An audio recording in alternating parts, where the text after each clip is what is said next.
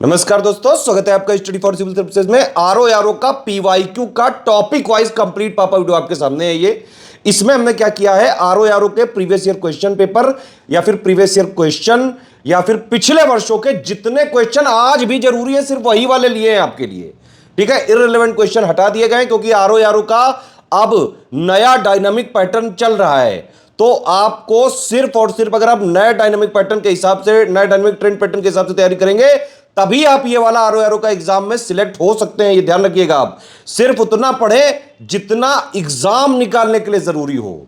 तो ये पीवाईक्यू पापा वीडियो भी हम जो टॉपिक वाइज आपको दे रहे हैं सिर्फ उतना दे रहे हैं जितना प्रीवियस ईयर क्वेश्चन पेपर या पिछले वर्षों के क्वेश्चन अभी जरूरी हैं। और ये बिल्कुल अभी तक का अपडेट हमने कर लिया है। इसमें लेटेस्ट जो पेपर हुआ है यूपीपीसीएस 2024 का प्री के भी वो वाले क्वेश्चन इसमें ले लिए गए हैं जो आरओ के लिए जरूरी हैं। तो ये अभी तक का सारे पेपर कवर करता है। यूपीपीएससी के पिछले लास्ट 2.5-3 सालों के भी पेपर हैं इसमें, जहां से जीएस के क्वेश्चंस रिपीट होने की आशंका बनी रहती है। कंप्लीट आरओ का topic wise previous year questions का पापा वीडियो है ये, इसको देखें आप। इसके अलावा प्रीवियस ईयर क्वेश्चन की मार्केट में जितनी भी जो मैगजीन आ रही हैं, बुक आ रही है, सब बेकार है। 1600 पेज 1500 पेज टॉपिक वाइज एक एक सब्जेक्ट की पढ़ा रहे हैं, उससे उतना आना नहीं है। उससे बेटर है सिर्फ ये वाला वीडियो देखो। आरओ एग्जाम के लिए जितना प्रीवियस ईयर क्वेश्चन पेपर जरूरी है, जितना प्रीवियस ईयर क्वेश्चन जरूरी है, जितना पिछले वर्षों का सवाल जो जितना जरूरी है, वो सब इसमें एक ही जगह दे दिया गया है। कोई प्रीवियस ईयर क्वेश्चन की पेपर की बुक लेने की कोई जरूरत नहीं है। सिर्फ ये पीवाईक्यू पापा वीडियो देख डालो। आरओ के लिए कंप्लीट टॉपिक वाइज आपको पीवाईक्यू पापा यहां पे इसमें हो गया, कंप्लीट हो गया ये। ठीक है, अब एक बात और समझ लीजिए कि अभी भी अगर आपने जो है बहुत ज्यादा तेजी से तैयारी नहीं चालू करी, एग्जाम नजदीक आने वाला है, अभी भी जितने दिन बचे हुए हैं, 3 चीजें अगर आपने फॉलो कर ली तो आप आराम से आरओ के एग्जाम में कट ऑफ निकाल सकते हैं, चाहे जैसा पेपर आ जाए, easy, moderate, tough, analytical, conceptual, factual, lengthy. 3 चीजें क्या करनी है, स्टडी फॉर सिविल सर्विसेज के सिलेक्शन मटेरियल और रिकॉर्डेड वीडियोस से पढ़ाई करनी है, स्टडी फॉर सिविल सर्विसेज की पेड क्विज से और स्टडी फॉर सिविल सर्विसेज की टेस्ट सीरीज से, आरओ वाली, इन दोनों से प्रैक्टिस करनी है। तो जितने दिन बचे हुए हैं स्टडी फॉर सिविल सर्विसेज के सिलेक्शन मटेरियल से पढ़ के और एससीएस पेड क्विज और एससीएस टेस्ट सीरीज से प्रैक्टिस करके अभी भी आप आराम से आरओ के एग्जाम में कट ऑफ हर हाल में निकाल सकते हैं, चाहे जैसा पेपर आ जाए। और ये अभी से नहीं, अभी आप देखिए आरओ 2021 में पहली बार पैटर्न चेंज हुआ था, और जब पैटर्न चेंज हुआ था तो हम आरओ 2021 के एग्जाम की उस साल पहले ही पूरी तैयारी उसी पैटर्न पे करा चुके थे। आरओ 2023 का जो पेपर हुआ, जो लीक हो गया, उसमें भी पेपर भले लीक हुआ हो लेकिन क्वेश्चंस जो है अच्छे खासे बनाए गए थे नए डायनेमिक पैटर्न पे, और उसमें भी स्टडी फॉर सिविल सर्विसेज से करीबन 160 क्वेश्चन आए थे, और उसकी भी तैयारी हम पहले ही करा चुके थे 1 साल से। अभी यूपीपीसीएस 2024 का प्री आप देख लीजिए, यूपीपीएससी की कोई कोचिंग से एक क्वेश्चन तक नहीं आया, और स्टडी फॉर सिविल सर्विसेज से इतना टफ पेपर आया था अभी यूपीपीसीएस 2024 का प्री का, और स्टडी फॉर सिविल सर्विसेज से 120 क्वेश्चन आए 150 में से, जो कट ऑफ निकालने से बहुत ज्यादा है। ठीक है, तो अभी आपको आने वाला जो आरओ का एग्जाम निकालना है गुरु, तो ये वाला topic wise previous year question या पीवाईक्यू का पापा बिल्कुल चबा के जाना, बस इतना ही जरूरी है पीवाईक्यू। इसके अलावा बाहर से कुछ पढ़ने की जरूरत नहीं, सब रद्दी है। ये टॉपिक वाइज पापा वीडियो कंप्लीट आप जो है जरूर देखें, सारे क्वेश्चन इसको अटेम्प्ट करें और कमेंट करके बताइए कि आपके कितने सवाल सही हो रहे हैं। किसी भी क्वेश्चन में कोई कंफ्यूजन है, कोई डाउट है, कोई कमेंट है, कोई सजेशन है, तुरंत वीडियो में आप कमेंट करके बताइए। बाकी हमारे आरओ का प्री का भी कंप्लीट कोर्स चल रहा है, मेंस का भी कंप्लीट कोर्स चल रहा है, टेस्ट सीरीज भी नए डायनेमिक पैटर्न वाली सिर्फ और सिर्फ स्टडी फॉर सिविल सर्विसेज में ही मिल सकती है आपको, और कोई बना ही नहीं पाता है। ठीक है, आरओ का जो नया डायनेमिक पैटर्न है, इसकी टेस्ट सीरीज सिर्फ और सिर्फ स्टडी फॉर सिविल सर्विसेज की ही आप जो है जरूर लगा के जाइएगा। एससीएस की पेड क्विज और टेस्ट सीरीज से ही करीबन 50% से ज्यादा आपको सवाल तो पेड क्विज और टेस्ट सीरीज से ही मिल जाएंगे। इनको जरूर से जरूर लगा के जाएं। कोई भी कोर्स वगैरह जो है इंफॉर्मेशन लेनी, 3 नंबर है हमारे 8564880530, 7523864455 और 9696066089। सिर्फ यही 3 नंबर है हमारे। इन्हीं के थ्रू अगर आप जो है इंफॉर्मेशन लेके, इनको डिटेल्स भेज के, और इनके थ्रू अगर आप जो है आरओ के हमारे पेड ग्रुप में ज्वाइन होते हैं, सिर्फ उन्हीं कोर्सेज की हमारी रिस्पॉन्सिबिलिटी रहेगी। हमारा कंटेंट मार्केट में, किसी बुक शॉप में, किसी स्टेशनरी में नहीं मिलता है। स्टडी फॉर सिविल सर्विसेज का कंटेंट सिर्फ और सिर्फ इन 3 नंबर के थ्रू ही ऑथेंटिक, जेन्युइन, लेटेस्ट, रिवाइज्ड और अपडेटेड, नए डायनेमिक पैटर्न के हिसाब से कंप्लीटली रिवाइज्ड और अपडेटेड सिर्फ इन 3 नंबरों के थ्रू ही मिल सकता है। इसके अलावा यूपीपीसीएस 2025 की भी शुरुआत से सिलेक्शन तक की तैयारी के जो है ग्रुप चल रहे हैं, प्रीलिम्स के और प्लस मेंस के। 2024 का भी मेंस की test series, answer writing, essay writing, Hindi writing के ग्रुप्स हमारे चल रहे हैं। चलो पीवाईक्यू पापड़ वीडियो देखो।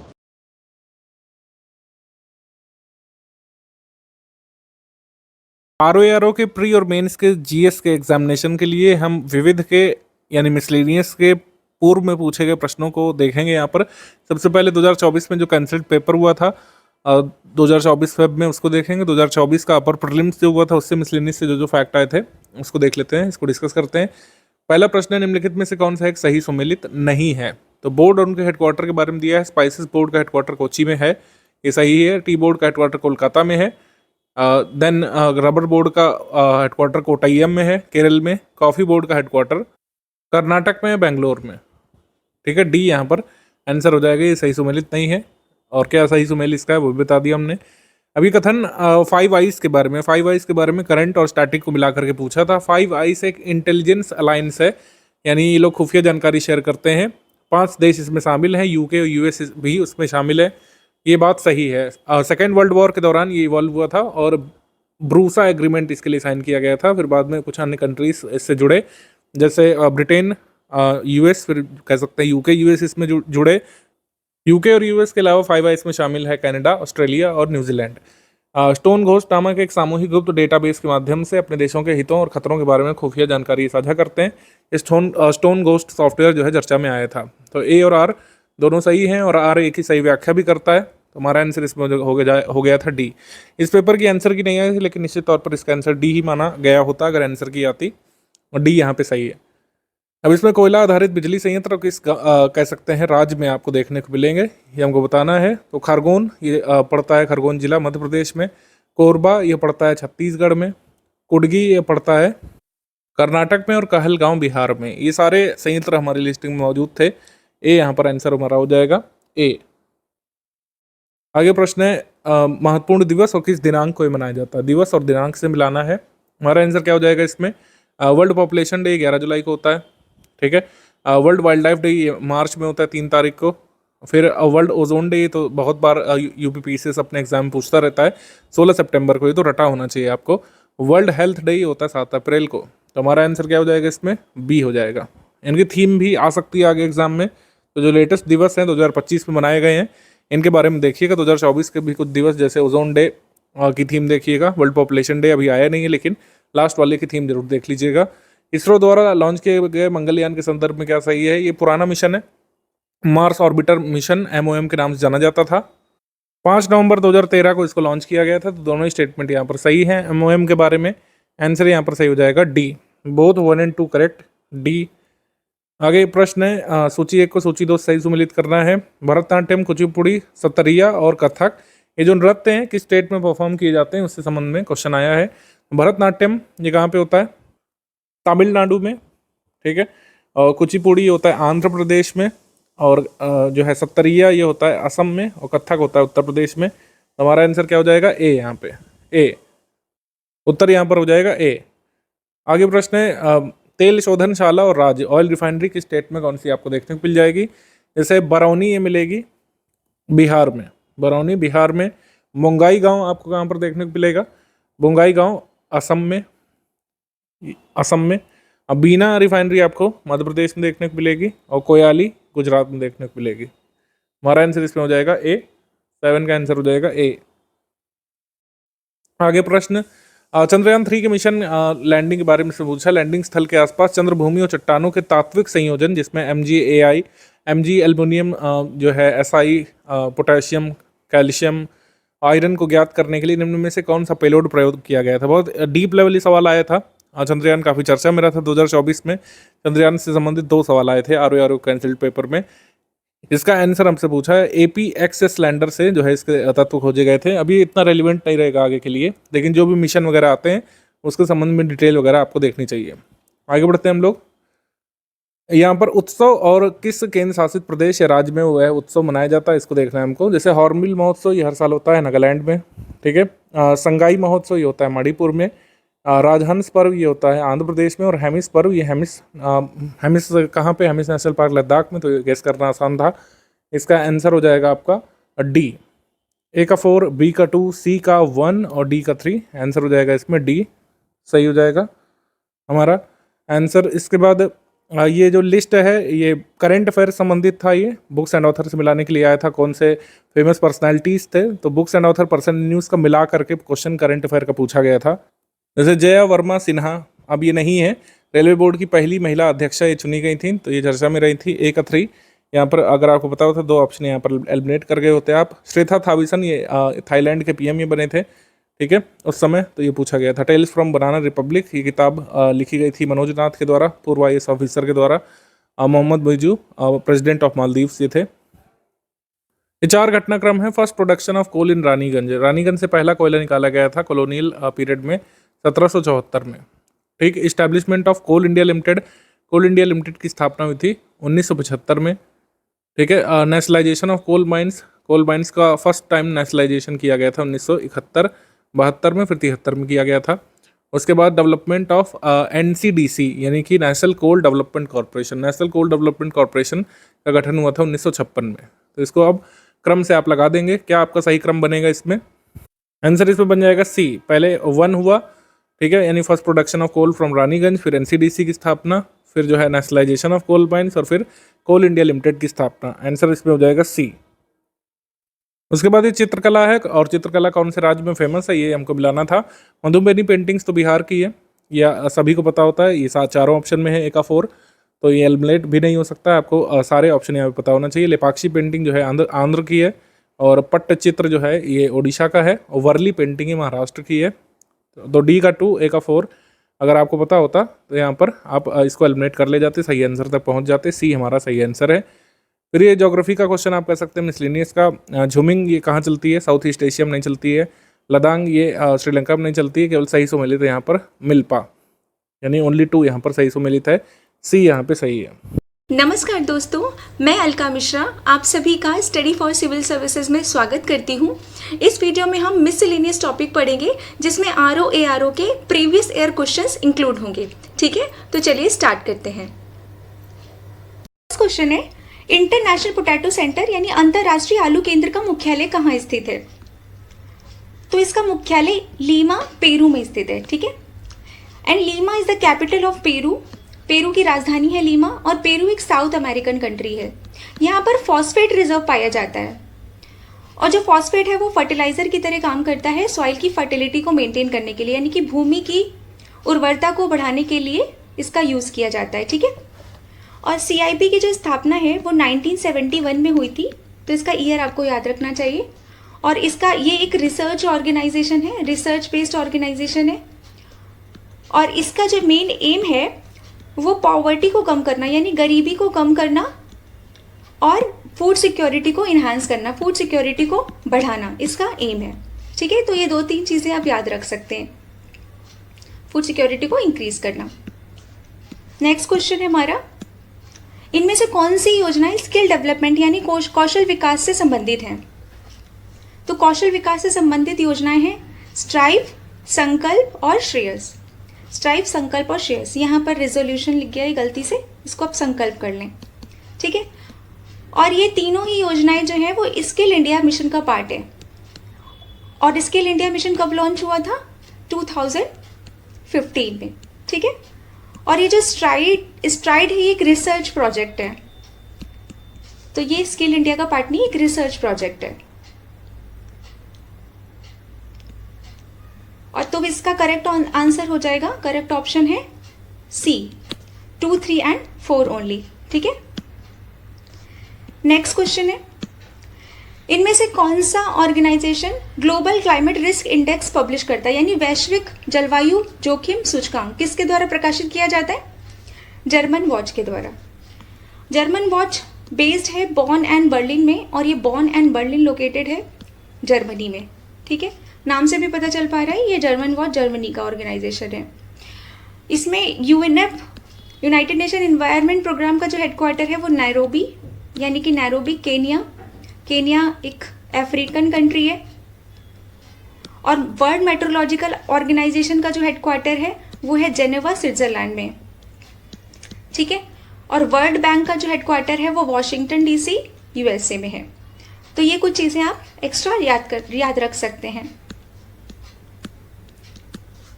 नेक्स्ट क्वेश्चन है हमारा, इनमें से कौन सी बुक फॉर्मर RBI गवर्नर विमल जालान के द्वारा पब्लिश की गई थी? तो कौन सी बुक पब्लिश की गई थी? The Indian story. ये जो बुक है वो इंडिया की इकोनॉमिक हिस्ट्री से रिलेटेड है, ठीक है।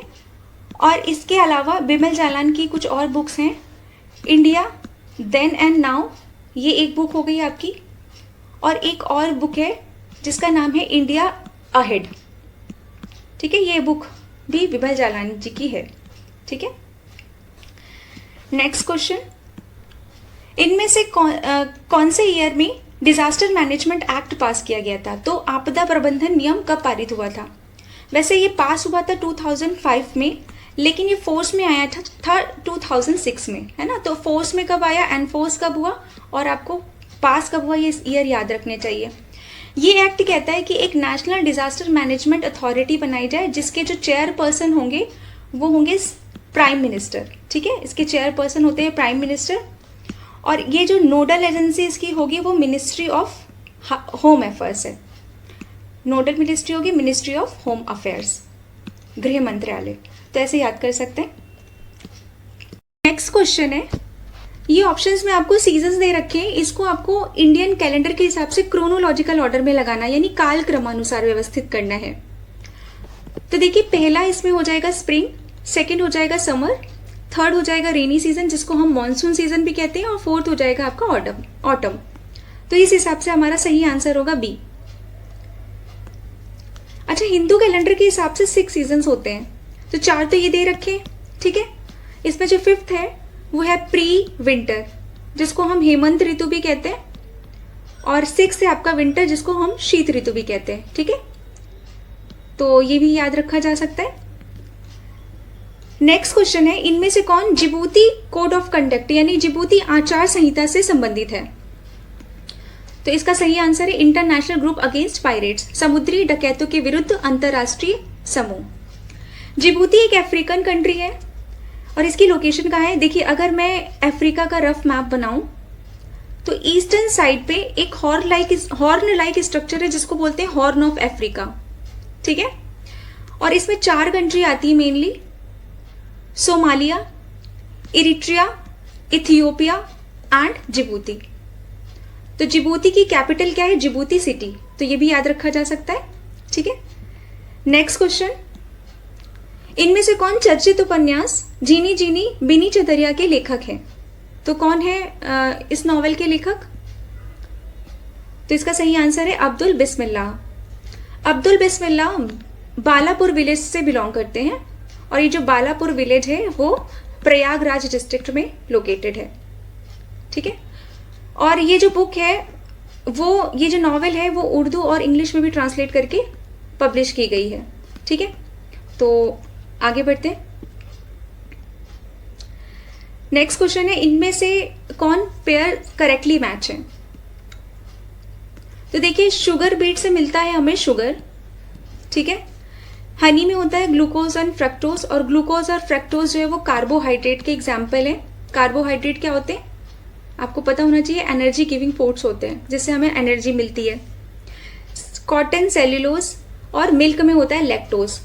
तो इस हिसाब से चारों ऑप्शन सही से मैच करते हैं, इसलिए इसका जो आंसर है वो डी है, ठीक है। और एक टर्म होता है लैक्टोज इंटॉलरेंस। लैक्टोज इंटॉलरेंस वो होता है जिसमें बहुत सारे लोगों को मिल्क डाइजेस्ट नहीं होता, ठीक है। तो मिल्क डाइजेस्ट क्यों नहीं होता? क्योंकि जो उनमें लैक्टोज के जो ब्रेकडाउन होने की टेंडेंसी कम होती है, उनकी बॉडी में लैक्टोज ठीक से ब्रेकडाउन नहीं होता, तो इस प्रॉब्लम को बोलते हैं लैक्टोज इंटॉलरेंस, ठीक। नेक्स्ट क्वेश्चन है हमारा, इनमें से किस प्लेस पर इंडियन अर्बन ऑब्जर्वेटरी लोकेटेड है? तो इसका सही आंसर है new Delhi. India urban observatory जो है वो लॉन्च की गई थी ministry of housing and urban affairs, ठीक। और ये जो इनिशिएटिव है वो यूएन हैबिटेट कॉन्फ्रेंस हुई थी 1997 में। यूएन हैबिटेट सेकेंड कॉन्फ्रेंस हुई थी 1997 में इस्तांबुल में, ठीक है। तो वहां पे ये इनिशिएट किया गया था कॉन्सेप्ट अर्बन ऑब्जर्वेटरीज का। तो इस्तांबुल कहाँ पे? इस्तांबुल है टर्की में, ठीक है। और टर्की की कैपिटल क्या है? टर्की की कैपिटल है अंकारा, ठीक है। नेक्स्ट क्वेश्चन है हमारा, इस क्वेश्चन में आपका एक तरफ लिस्ट में फ्रूट्स दे रखे हैं, दूसरी तरफ उनके लार्जेस्ट प्रोड्यूसर दे रखे हैं और आपको इनको मैच करना है। तो देखिए आप इसको ट्राई कर सकते हैं।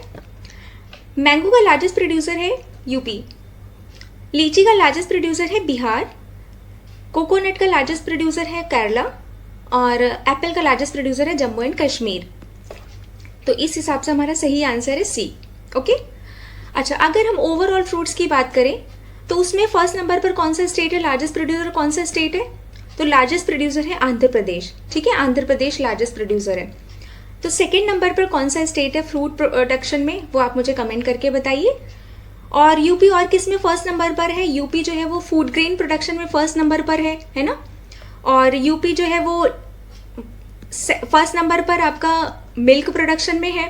ओके, तो इस तरीके से यूपी इन दोनों चीज़ों में भी फर्स्ट नंबर पर है प्रोडक्शन में। तो सेकेंड नंबर पर कौन सा स्टेट है फूड ग्रेन प्रोडक्शन में, वो आप मुझे बताएंगे। और सेकेंड नंबर पर कौन सा स्टेट मिल्क प्रोडक्शन में है, वो आप मुझे कमेंट करके बताएंगे। ओके, चलिए नेक्स्ट क्वेश्चन है हमारा, इनमें से कौन ब्रेंट इंडेक्स से रिलेटेड है? ब्रेंट इंडेक्स से रिलेटेड है।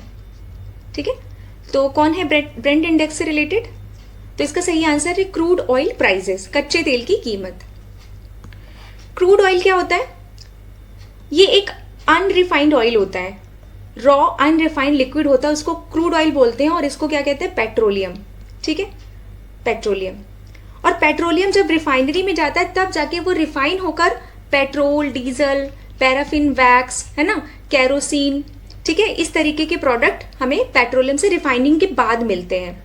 ओके, तो ये हो गया आपका पेट्रोलियम के products, kerosene, paraffin wax, Vaseline, ये सारे ही प्रोडक्ट आपके रिफाइनिंग के बाद मिलते हैं। और पेट्रोलियम को कहते हैं हम ब्लैक गोल्ड। इंपॉर्टेंट होता है ना ट्रांसपोर्टेशन के लिए, इसीलिए ब्लैक गोल्ड कहलाता है। ओके ओके, नेक्स्ट क्वेश्चन है हमारा, इसमें से एक तरफ लैंग्वेज दे रखी, दूसरी तरफ उन कंट्रीज दे रखी, और क्या पूछा है इसमें? बोला है नॉट करेक्टली मैच्ड है, यानी कि सुमेलित नहीं है। तो देखिए डेनिश जो है वो डेनमार्क की लैंग्वेज है, ये तो सही है। डच जो है वो नीदरलैंड की लैंग्वेज है, ये भी सही है।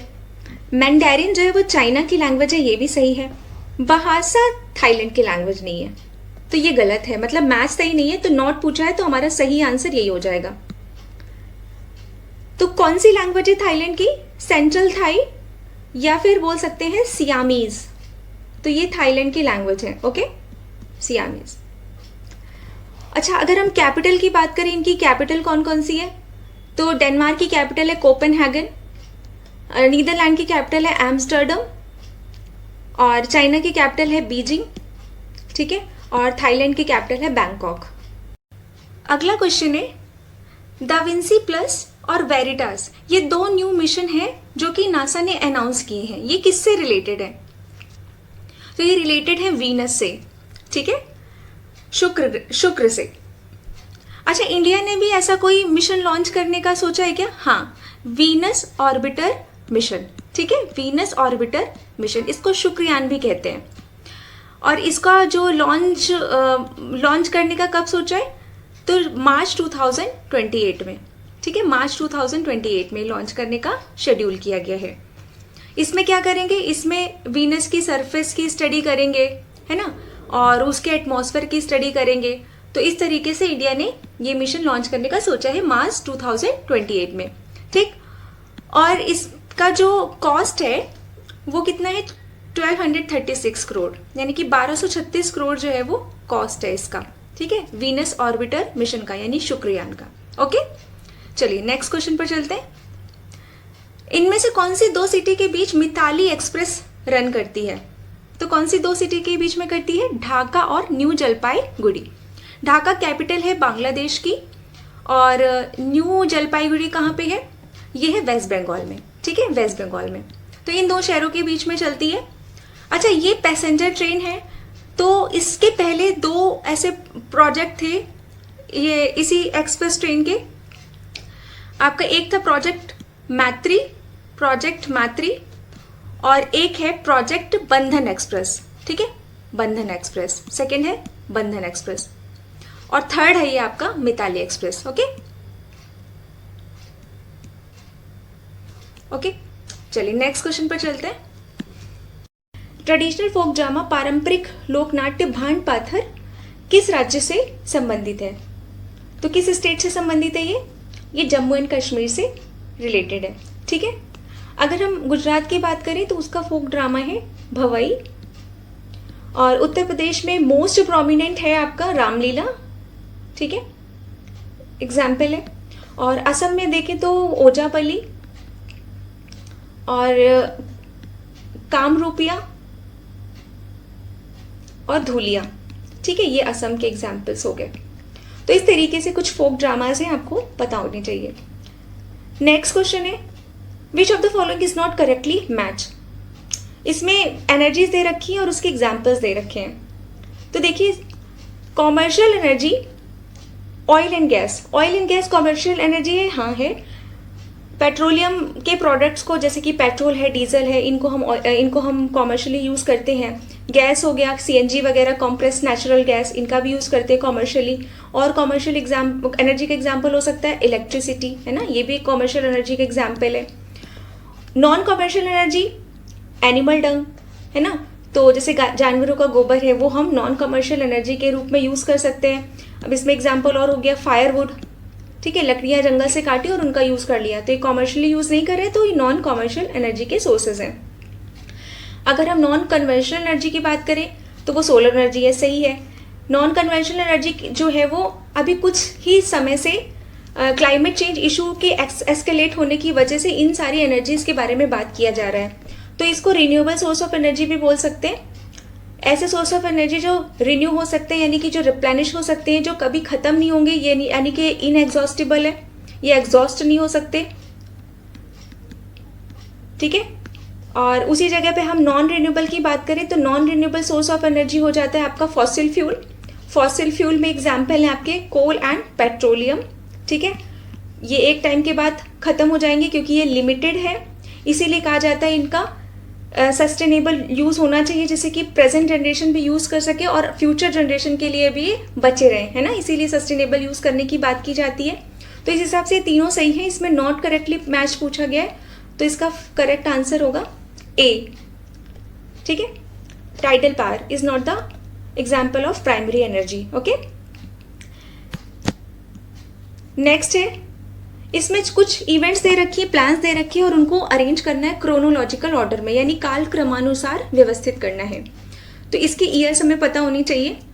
कम्युनिटी डेवलपमेंट प्रोग्राम लॉन्च हुई थी 2 अक्टूबर 1952 में। ये पहला रूरल डेवलपमेंट प्रोग्राम था, ठीक है, फर्स्ट रूरल डेवलपमेंट प्रोग्राम था, rural development programme. Recommendation of democratic decentralisation, ये 24 नवंबर 1957 में आया था और फाइनली यही बाद में जाना जाता है पंचायती राज के नाम से, है ना, पंचायती राज इंस्टीट्यूशन के नाम से, पंचायती राज। और लॉन्च ऑफ की विलेज स्कीम, इसका लॉन्च हुआ था 1950 में, ओके। और establishment of district rural development agency at district level, ये 1993 में इस्टेब्लिशमेंट हुआ था under societies registration act, societies registration act 1860, ठीक है, रजिस्ट्रेशन एक्ट 1860। तो इस हिसाब से हमारा सही आंसर हो गया सी, ओके। इनमें से किसने sexual social standard index release किया? तो बताइए, पहला लैंगिक सामाजिक मानक सूचकांक किसके द्वारा जारी किया गया? तो ये रिलीज किया गया है यूएनडीपी के द्वारा, ठीक है। अच्छा, यूएनडीपी और कौन कौन से इंडेक्स रिलीज करता है? तो देखिए, human development index UNDP release करते हैं, ठीक है, रिलीज करता है। और ह्यूमन डेवलपमेंट इंडेक्स पहली बार कब रिलीज हुआ? 1990 में, ठीक है। और कौन सा इंडेक्स रिलीज करता है? जेंडर इनइक्वालिटी इंडेक्स, ये भी यूएनडीपी के द्वारा रिलीज किया जाता है, जेंडर इनइक्वालिटी इंडेक्स, ठीक। और कौन सा इंडेक्स रिलीज करता है यूएनडीपी? यूएनडीपी इंडेक्स रिलीज करता है MPI, multi dimensional poverty index, ये भी यूएनडीपी के द्वारा ही रिलीज होता है। तो इस तरीके से कुछ इंडेक्स यूएनडीपी रिलीज करता है। अगर हम बात करें भाई वर्ल्ड बैंक की, तो वर्ल्ड बैंक कौन कौन से इंडेक्स रिलीज करता है? वर्ल्ड डेवलपमेंट रिपोर्ट, ठीक है, वर्ल्ड डेवलपमेंट रिपोर्ट हो गई, और global economic prospects, global economic prospects, और एक रिपोर्ट रिलीज करता है वो है लॉजिस्टिक परफॉर्मेंस इंडेक्स, ये भी वर्ल्ड बैंक रिलीज करता है। तो लॉजिस्टिक परफॉर्मेंस इंडेक्स, तो ये ऐसे कुछ इंडेक्स हैं वो स्पेसिफिक ऑर्गेनाइजेशन के द्वारा रिलीज किए जाते हैं। ओके, चलिए नेक्स्ट क्वेश्चन है हमारा, there is a relation between Mumbai, Kolkata, Mangalore, which of the following is related to them in the same way. यानी कि मुंबई, कोलकाता, मैंगलोर के बीच में एक संबंध है और निम्नलिखित में से कौन उसी प्रकार से संबंधित है। तो देखिए इसका आंसर होगा कोचीन। क्यों होगा? क्योंकि बाकी की जितनी भी सिटीज हैं वो सारी कोस्टल सिटीज हैं, है ना, तो कोचीन भी कोस्टल सिटीज है, इस हिसाब से इसका करेक्ट आंसर है कोचीन। ओके, नेक्स्ट क्वेश्चन है हमारा, इस क्वेश्चन में कुछ वर्ड्स दिए हैं, उनको मीनिंगफुल सीक्वेंस में अरेंज करना है, यानी शब्दों को सार्थक क्रम में व्यवस्थित करना है। तो देखिए इसको कैसे अटेम्प्ट कर सकते हैं। देखिए जैसे यूपी का पार्ट है प्रयागराज, यानी प्रयागराज यूपी का पार्ट है, यूपी इंडिया का पार्ट है, इंडिया वर्ल्ड का पार्ट है, और वर्ल्ड यूनिवर्स का पार्ट है। तो इस हिसाब से हमारा सही आंसर होगा सी। ठीक है, आसान क्वेश्चन है, अरेंज किया जा सकता है। ठीक है, नेक्स्ट क्वेश्चन है हमारा, इसमें अमृत स्कीम के बारे में कुछ स्टेटमेंट्स दिए गए हैं और बताने की कौन से स्टेटमेंट करेक्ट है। ठीक है, तो देखिए इसमें पहले स्टेटमेंट पे बता रहे हैं कि 400 सिटीज को मिशन में इंक्लूड किया गया है। ये स्टेटमेंट गलत है, क्योंकि 400 नहीं बल्कि 500 सिटीज को इंक्लूड किया गया है, ऐसे सिटीज जिनकी पॉपुलेशन 1 लाख से ज्यादा है। ठीक है, सेकेंड स्टेटमेंट में कह रहे हैं कि 60% of countries urban population has been included in this scheme. हाँ, ये बात सही है, सेकेंड स्टेटमेंट हमारा सही है। तो इस हिसाब से सही हो जाता है हमारा ऑप्शन बी। ये मिशन लॉन्च कब हुआ था? जून 2015 में। ठीक है, पीएम नरेंद्र मोदी जी ने इसे लॉन्च किया था, और ये किस मिनिस्ट्री के अंदर आता है? Ministry of housing and urban affairs. ठीक है, और इसमें क्या है, इसमें जो पहला स्टेट था राजस्थान, जिसने अपनी state annual action plan report submit की थी। तो पहला स्टेट जो अपनी state annual action plan submit करने वाला स्टेट कौन सा था? राजस्थान। ठीक है, तो ये कुछ चीजें याद रखी जा सकती हैं। ओके, चलिए नेक्स्ट क्वेश्चन है हमारा, who is the founder of pink gang movement? Pink gang movement के यानी गुलाबी गैंग आंदोलन के संस्थापक कौन है? तो इसका सही आंसर है संपत पाल देवी। ये एक लेडी है। ठीक है, इन्होंने ये पिंक गैंग मूवमेंट स्टार्ट की थी। ये मूवमेंट जो है वो विमेन की मूवमेंट है, जो स्टार्ट हुई थी 2006 में। ठीक है, इसमें विमेन जो है वो ब्राइट पिंक कलर की साड़ी वेयर करती है और बैम्बू स्टिक होल्ड करती हैं। ये जो मूवमेंट है वो बैटल है अगेंस्ट डोमेस्टिक वायलेंस, डाउरी, ठीक है, घरेलू हिंसा, और डाउरी यानी कि दहेज प्रथा, और फीमेल इलिटरेसी, फीमेल की पढ़ाई पे ध्यान नहीं देते ना, फीमेल इलिटरेसी, उसके अगेंस्ट है। और भी कुछ फीमेल के जो भी डे टू डे इश्यूज है उससे रिलेटेड ये मूवमेंट है। और इसमें कौन सी एज ग्रुप की वीमेन जो है वो इंक्लूड हो सकती है? 18 से 60 ईयर के बीच तक की वीमेन, है ना, 18 से 60 ईयर इनकी एज ग्रुप है। ठीक है, इस मूवमेंट के में वीमेन को इंक्लूड होने की एज ग्रुप है 18 to 60 ईयर। ओके, चलिए नेक्स्ट क्वेश्चन पर चलते हैं। इसमें which of the following statement are correct with reference to Hindu Naib Wazir of Awadh सल्तनत?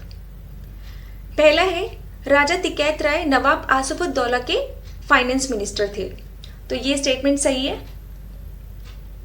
और दूसरे स्टेटमेंट पे कह रहे हैं कि जो in the state of nawab of Awadh people belonging to certain Hindu caste generally enjoy a high position. तो जो भी लोग हिंदू कास्ट को बिलोंग करते थे उनको हाई पोजीशन मिलती थी, यानी कि उनको उच्च स्थान प्राप्त था।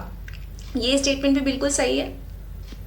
और ये नवाब आसिफुद्दौला नवाब शुजाउद्दौला के बेटे हैं, वही शुजाउद्दौला जिन्होंने बैटल ऑफ बक्सर में पार्टिसिपेट किया था शाह आलम II और मीर कासिम के साथ, और तीनों ही पावर्स ईस्ट इंडिया कंपनी के अगेंस्ट लड़ रही थी और वो हार गई थी बैटल ऑफ बक्सर। ठीक है, और आसफुद्दौला के जो कंट्रीब्यूशन है स्ट्रक्चर को लेके, यानी कि बड़ा इमाम बाड़ा, ठीक है, रूमी दरवाज़ा, वो सब इन्हीं के टाइम में बनाया गया है, ठीक है। तो इनका कंट्रीब्यूशन है इन स्ट्रक्चर के लिए, रूमी दरवाज़ा। और भी बहुत सारे ऐसे स्ट्रक्चर्स हैं जो कि इनके टाइम पे बनवाए गए थे। तो ये कुछ फेमस स्ट्रक्चर्स के नाम है। Next question, Rajiv Gandhi national aviation university, Rajiv Gandhi Rashtriya Vimanan विश्वविद्यालय, जो कि उत्तर प्रदेश में कहाँ लोकेटेड है? तो ये है फुर्सतगंज में। और फुर्सतगंज कहाँ है? अमेठी डिस्ट्रिक्ट में, अमेठी डिस्ट्रिक्ट में, यूपी के अमेठी डिस्ट्रिक्ट में। अच्छा, यूपी में एक one district one product scheme चल रही है, तो उसमें अमेठी जो है वो कौन से प्रोडक्ट के लिए फेमस है, आप बता सकते हैं? प्लीज़ कमेंट करके आप बताइए मुझे कि अमेठी किस वन डिस्ट्रिक्ट वन प्रोडक्ट में अमेठी किस चीज़ के लिए फेमस है, ठीक है, आप कमेंट करिए। नेक्स्ट क्वेश्चन है, एक तरफ लिस्ट में मिशन दिए हुए, दूसरी तरफ लिस्ट में ईयर ऑफ लॉन्च दिया हुआ, उनके शुरू होने के ईयर दे रखे हैं। तो national mission for enhanced energy efficiency 2009 ये सही मैच है। वाटर मिशन 2011, हिमालयन इकोसिस्टम 2014 और सस्टेनेबल एग्रीकल्चर 2008। तो ये चारों ही ऑप्शन ये करेक्टली मैच है। तो इस तरीके से इसका सही आंसर हो जाता है बी। अच्छा, ये जितने भी मिशंस दे रखे हैं ये किसका पार्ट है? गवर्नमेंट ऑफ इंडिया ने 2001 में एक प्लान लॉन्च किया था जिसका नाम है national action plan on climate change, ठीक है। ये 2008 में लॉन्च किया था और इसके अंदर 8 नेशनल मिशन रखे गए थे, जिसमें से 4 तो आपको सामने दिख रहे हैं, ठीक है। बाकी के 4 मैं बता देती हूँ। 5th है नेशनल सोलर मिशन, 6th है national mission on sustainable habitat, 7th है national mission for green India और 8th है national mission on strategic knowledge for climate change. इस तरीके से 4 और मिशन हो गए और ये 4 आपके सामने लिखे। तो ये नेशनल एक्शन प्लान और ऑन क्लाइमेट चेंज का पार्ट है, ठीक है। चलिए नेक्स्ट क्वेश्चन पर चलते हैं। नेक्स्ट क्वेश्चन हमारा असर्शन रीजन बेस्ड है। इसमें आपको बताना है कि कौन सा ऑप्शन सही होगा।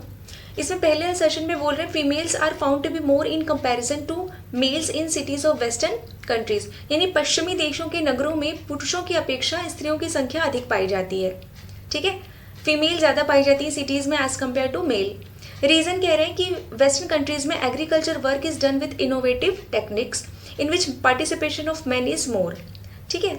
तो पश्चिमी देशों में कार्य नवीन तकनीकियों से किया जाता है, कृषि कार्य, जिसमें कि पुरुषों की भागीदारी अधिक होती है। तो दोनों ही स्टेटमेंट इंडिविजुअली सही है, पर कनेक्टिविटी नहीं है किसी भी स्टेटमेंट की आपस में।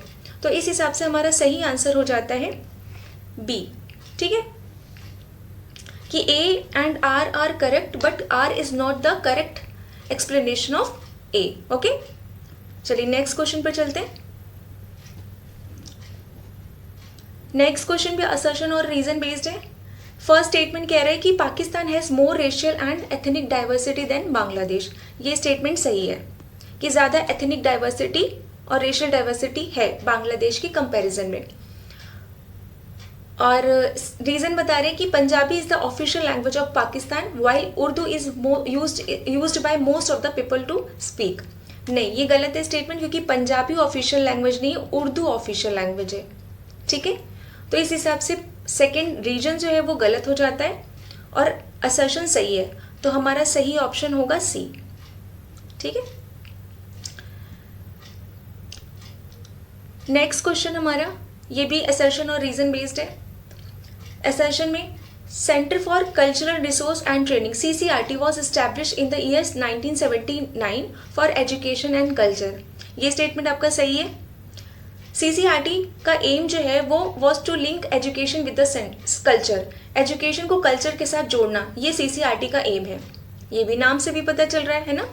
तो इस हिसाब से दोनों ही स्टेटमेंट सही हैं और R is the correct explanation of A. हमारा सही आंसर हो जाएगा ए, ठीक है। नेक्स्ट क्वेश्चन हमारा, Wangala festival is celebrated in which of the following state. तो कौन से स्टेट में वांगला उत्सव मनाया जाता है? तो ये मनाया जाता है मेघालय में। मेघालय में 3 आपकी हिल्स है, कौन कौन सी? गारो, खासी और जयंतिया। हम ज्योग्राफी में ये पढ़ते हैं, ठीक है। इन हिल के नाम पे ही यहाँ पे 3 ट्राइब रहती हैं, गारो ट्राइब, खासी ट्राइब और जयंतिया ट्राइब। तो ये जो वांगला फेस्टिवल है ये मेनली गारो ट्राइब मनाती है, ठीक है, गारो ट्राइब। तो अगर आपको हिल्स भी अरेंज करने के लिए दे दिए जाए ना तो ये इसी तरीके का अरेंजमेंट होगा, गारो, खासी एंड जयंतिया। ओके, अच्छा, यहाँ पे मिजोरम में कौन सा फेस्टिवल मनाया जाता है, इम्पॉर्टेंट फेस्टिवल? तो मिजोरम में मनाया जाता है चापचर कुट। चापचर कुट ये क्यों मनाया जाता है? ये सेलिब्रेट किया जाता है कि जब जूम कल्टीवेशन के लिए फॉरेस्ट को क्लियर किया जाता है ना, तो उसके लिए फेस्टिवल मनाया जाता है। मणिपुर में मनाया जाता है याओसेंग, याओसेंग मणिपुर में, ठीक है। इसको हम स्प्रिंग फेस्टिवल भी कहते हैं, मणिपुर का स्प्रिंग फेस्टिवल, ठीक है। और दूसरा नाम दे तो, अगर इसको दूसरा नाम दे तो इसको कहते हैं होली ऑफ मणिपुर, ठीक है, होली ऑफ मणिपुर। तो इस तरीके से ये मणिपुर का फेस्टिवल हो गया। वांगला जो है वो मेघालय का हो गया। और त्रिपुरा का कौन सा फेस्टिवल है? खर्ची पूजा, ठीक है, खर्ची पूजा, ये त्रिपुरा का हो गया। ओके, नेक्स्ट क्वेश्चन है, सर्टिफाइड सीड्स के बैग्स पर कौन से कलर का टैग यूज किया जाता है? प्रमाणित बीज के थैलों पर कौन से कलर का टैग यूज किया जाता है? तो ब्लू कलर का टैग यूज किया जाता है। बाकी के कलर्स भी देख लेते हैं। पर्पल कलर जो है वो रजिस्टर्ड सीड्स के बैग्स पर यूज किया जाता है। वाइट कलर जो है वो फाउंडेशन सीड्स के बैग पर यूज किया जाता है। और गोल्डन येलो जो है वो ब्रीडर सीड्स के बैग्स पर यूज किया जाता है, ठीक है। तो इस तरीके से अलग अलग कलर के टैग यूज किए जाते हैं अलग अलग सीड्स पे। नेक्स्ट क्वेश्चन है, which of the following is a social objective of business? इनमें से कौन सा व्यवसाय का सामाजिक उद्देश्य है? तो इसका आंसर होगा एम्प्लॉयमेंट जनरेशन, यानी रोजगार सृजन। क्योंकि जब एक बिजनेस स्टैब्लिश होता है तो लोगों को कर्मचारियों यानी एम्प्लॉयज़ की ज़रूरत होती है। तो ऐसे सिचुएशन में लोगों को काम मिलता है, जॉब मिलती है और नेशन की इकॉनमी बूस्ट होती है। इंसान की इंडिविजुअल इकोनॉमिक कंडीशन भी अच्छी होती है जब उसको जॉब मिलती है, और साथ में नेशन की इकोनॉमी भी बूस्ट होती है। तो इस तरीके से बिजनेस का सोशल ऑब्जेक्टिव है एम्प्लॉयमेंट जनरेशन। ओके, चलिए नेक्स्ट क्वेश्चन पर चलते हैं। इंटरनेशनल मदर लैंग्वेज डे, अंतर्राष्ट्रीय मातृभाषा दिवस कब मनाया जाता है? तो ये मनाया जाता है 21 फरवरी को, यानी कि 21 फरवरी को ये मनाया जाता है। ये एक्चुअली में बांग्लादेश का इनिशिएटिव था, ठीक है, बांग्लादेश ने इसे इनिशिएट किया था। इसका रीज़न ये था कि 21 जनवरी 1952 को 4 स्टूडेंट्स की हत्या कर दी गई थी, उनको मार दिया गया था जब वो कैंपेन कर रहे थे बंगाली, जो कि उनकी मदर लैंग्वेज थी, उसको ऑफिशियल लैंग्वेज बांग्लादेश में डिक्लेयर करने के लिए वो कैंपेन कर रहे थे। तो इस सिचुएशन में उनको मार दिया गया था। तो इस दिन को इसी वजह से इंटरनेशनल मदर लैंग्वेज डे के रूप में मनाया जाता है, ठीक है। और अगर हम 20 मार्च की बात करें तो इंटरनेशनल डे ऑफ हैप्पीनेस इस दिन मनाया जाता है। 25 जनवरी को नेशनल वोटर डे मनाया जाता है और 21 दिसंबर को वर्ल्ड मेडिटेशन डे मनाया जाता है, ठीक है, world meditation day. Next question, which is the first month of the Indian national calendar? भारतीय राष्ट्रीय कैलेंडर का पहला महीना कौन सा है? तो इसका सही आंसर है चैत्र, ठीक है। नेशनल कैलेंडर जो है वो शाक एरा के बेस पे है, ठीक है, शाक एरा, जिसमें कि चैत्र जो है वो पहला महीना होता है। और ये अडॉप्ट किया था 22 मार्च 1957 में, अडॉप्टेड फ्रॉम 22 मार्च 1957। तो ये इंफॉर्मेशन आपको पता होनी चाहिए, है ना।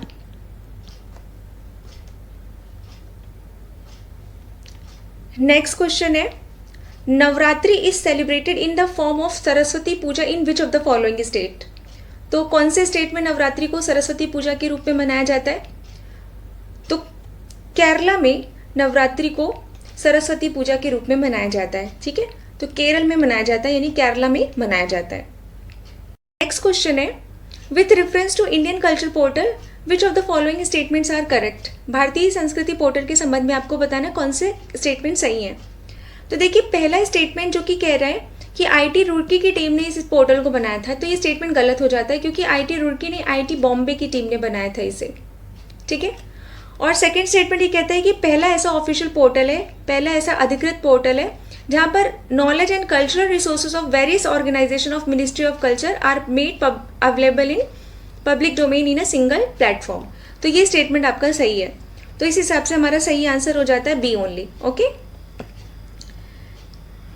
नेक्स्ट है महाकुंभ मेला प्राय कितने वर्ष में आयोजित किया जाता है। तो ये एवरी 12th ईयर में। और ये कहाँ कहाँ होता है, ये प्रयागराज में होता है, ये हरिद्वार में और नासिक और उज्जैन, ठीक है।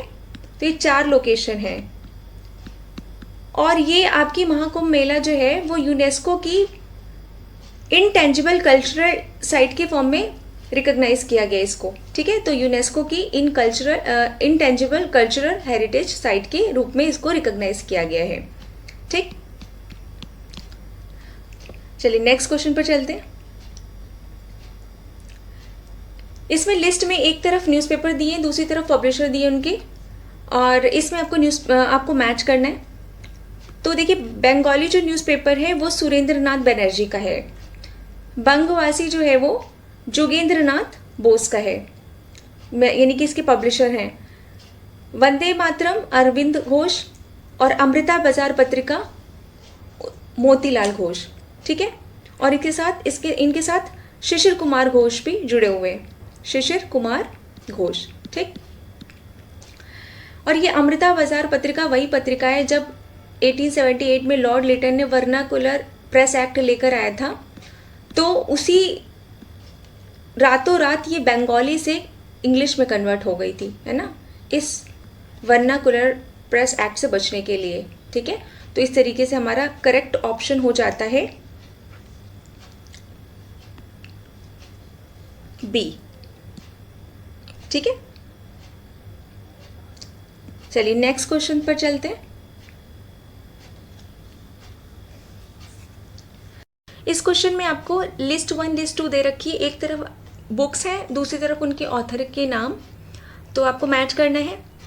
अष्टाध्यायी जो है वो आप पाणिनि की है, महाभाष्य पतंजलि की, निरुक्त यास्क और वर्तिका कात्यायन। तो इस हिसाब से हमारा सही आंसर हो जाता है ए, ठीक है। नेक्स्ट क्वेश्चन पर चलते हैं। इसमें भी लिस्ट 1 लिस्ट 2 दे रखा है, तो इसमें आपको मैच करना है। तो देखिए सबसे पहले तो स्तूपा कहाँ है, सांची। ये headless statue of Kanishka, Kushan dynasty के जो रूलर थे ना कनिष्क, उनका हेडलेस स्टैचू जो है वो मथुरा में है, ठीक है।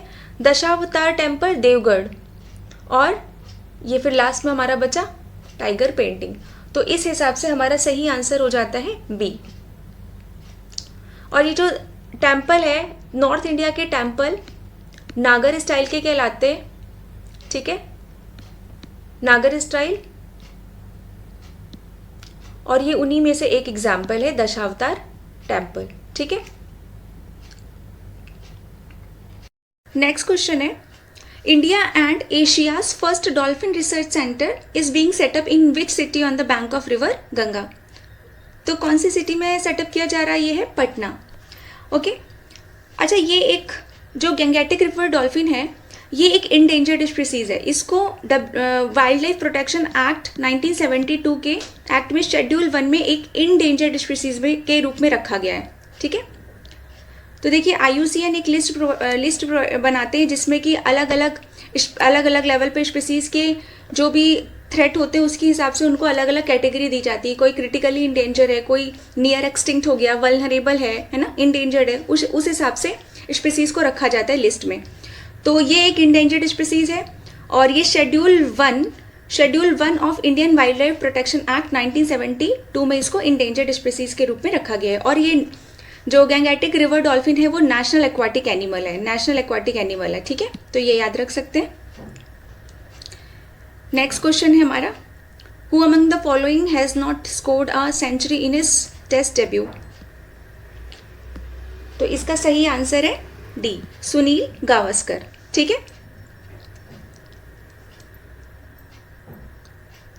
नेक्स्ट क्वेश्चन है, which of the following will not have direct effect on human capital formation. तो किसका डायरेक्ट इफेक्ट नहीं होगा ह्यूमन कैपिटल फॉर्मेशन यानी मानव पूंजी निर्माण पर। तो देखिए, जैसे कि ह्यूमन रिसोर्स क्या होता है, ह्यूमन रिसोर्स का मतलब है कि ह्यूमन को एज अ रिसोर्स बनाना। ठीक है, तो कैसे बना सकते हैं ह्यूमन को रिसोर्स, तो ह्यूमन को पहले तो हेल्थ प्रोवाइड की जाएगी, अगर हेल्थ नहीं होगी तो फिर और कोई काम तो हो नहीं सकता, तो हेल्थ, फिर उसको एजुकेशन देना और फिर उसको स्किल्स प्रोवाइड करना। ये 3 चीज़ें स्पेसिफिकली दी जाती हैं ह्यूमन को ह्यूमन रिसोर्स में कन्वर्ट करने के लिए। ठीक है, तो इस हिसाब से एजुकेशन तो दी जाती है, ठीक है, मेडिकल केयर यानी हेल्थ, और ट्रेनिंग मतलब स्किल भी दी जाती है। इसमें कौन सा डायरेक्ट इफेक्ट नहीं है ह्यूमन कैपिटल फॉर्मेशन में, तो इस तरीके से आंसर हमारा हो जाता है डी, इरिगेशन, है ना, इसका कोई रिलेशन नहीं है। तो ह्यूमन रिसोर्स यानी कि ह्यूमन रिसोर्स तभी बनेगा जब उसको स्किल, एजुकेशन और हेल्थ एजुकेशन और स्किल प्रोवाइड की जाएगी, और इस तरीके से वो क्या होगा, ह्यूमन कैपिटल फॉर्मेशन किया। ठीक है, इतना करने से ह्यूमन कैपिटल फॉर्मेशन होता है। ठीक है, नेक्स्ट क्वेश्चन है, इनमें से कौन सा नेशनल कैपिटल रीजन का पार्ट नहीं है, कंट्री के नेशनल कैपिटल रीजन का पार्ट नहीं है। तो देखिए, नेशनल कैपिटल रीजन का पार्ट कौन सा नहीं है, मध्य प्रदेश। अच्छा, आप ये बता सकते हैं कि यूपी के कितने डिस्ट्रिक्ट नेशनल कैपिटल रीजन में आते हैं। ठीक है, तो आप ये मुझे कमेंट करके बता सकते हैं कि कितने डिस्ट्रिक्ट जो है यूपी के वो नेशनल कैपिटल रीजन में आते हैं। ओके, नेक्स्ट क्वेश्चन है, which of the following pair is not correctly match.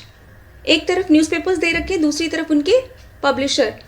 तो Indu Prakash, MG Ranade, native opinion BN Mandlik, Bombay Chronicle Gopal Krishna Gokhale. देखिए, ये रॉन्ग है, ये बॉम्बे क्रॉनिकल के से जुड़े हुए हैं फिरोज शाह मेहता। ठीक है, फिरोज शाह मेहता इससे जुड़े हुए हैं, और ये फिरोज शाह मेहता जो इंडियन नेशनल कांग्रेस के ईयरली सेशन होते थे उसमें 1890 में इन्होंने प्रेसाइड किया, यानी कि प्रेसिडेंट रहे हैं फिरोज शाह मेहता। ठीक है, इंडियन नेशनल कांग्रेस के प्रेसिडेंट। तो इस तरीके से हमारा ये आंसर नॉट करेक्टली पूछा है, तो ये गलत हो जाता है, यानी कि हमारा सही आंसर यही होगा सी, बॉम्बे क्रॉनिकल। ठीक है, और इंडिया मिरर देवेंद्रनाथ टैगोर, ये भी सही है। अब एक तरफ इसमें क्वेश्चन में इंस्टीट्यूशन दे रखे हैं और दूसरी तरफ उनकी लोकेशन दी है, और पूछा है करेक्टली मैच कौन से हैं, सुमेलित कौन से हैं। ठीक है, तो देखिए, Indian institute of vegetable research ये वाराणसी में है, सेंट्रल सब ट्रॉपिकल हॉर्टिकल्चर रिसर्च इंस्टीट्यूट यानी बागवानी अनुसंधान संस्थान ये है आपका लखनऊ में, है ना, तो यहाँ पे दे रखा है श्रीनगर, तो ये गलत हो जाता है, ये लखनऊ में है। और Indian institute of sugarcane research ये लखनऊ में, ये भी सही है, और Indian institute of pulse research ये भी सही है, कानपुर में है। तो इस हिसाब से हमारा सही आंसर, तो एक सेकेंड, यहाँ पर नॉट करेक्टली मैच होना चाहिए, तो यहाँ इसमें गलत कौन सा है, बी। ठीक है, तो बी है हमारा सही आंसर इस क्वेश्चन के हिसाब से। नेक्स्ट क्वेश्चन है, इनमें से कौन से ईयर में भारतेंदु नाट्य अकेडमी इस्टेब्लिश हुई थी। तो कब हुई थी इस्टेब्लिश, 1975 में, और ये एक्चुअली में किसके एफर्ट से इस्टेब्लिश हुई थी, राज बिसरिया जी के। ठीक है, और भारतेंदु नाट्य अकेडमी की जो लोकेशन है वो कहाँ है, लखनऊ। ठीक है, लखनऊ में इसकी लोकेशन है, तो लोकेशन भी पता होनी चाहिए।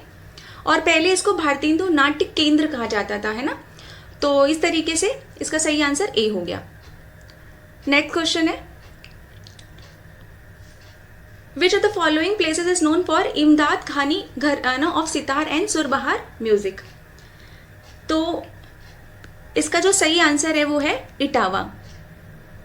ठीक है, अच्छा, ये जो इमदाद खान थे वो एक्चुअली में बिलोंग करते थे आगरा से। ठीक है, लेकिन वो क्योंकि इटावा में रहे हैं तो इसीलिए इन्होंने इस घराने का नाम क्या रखा, इटावा घराना।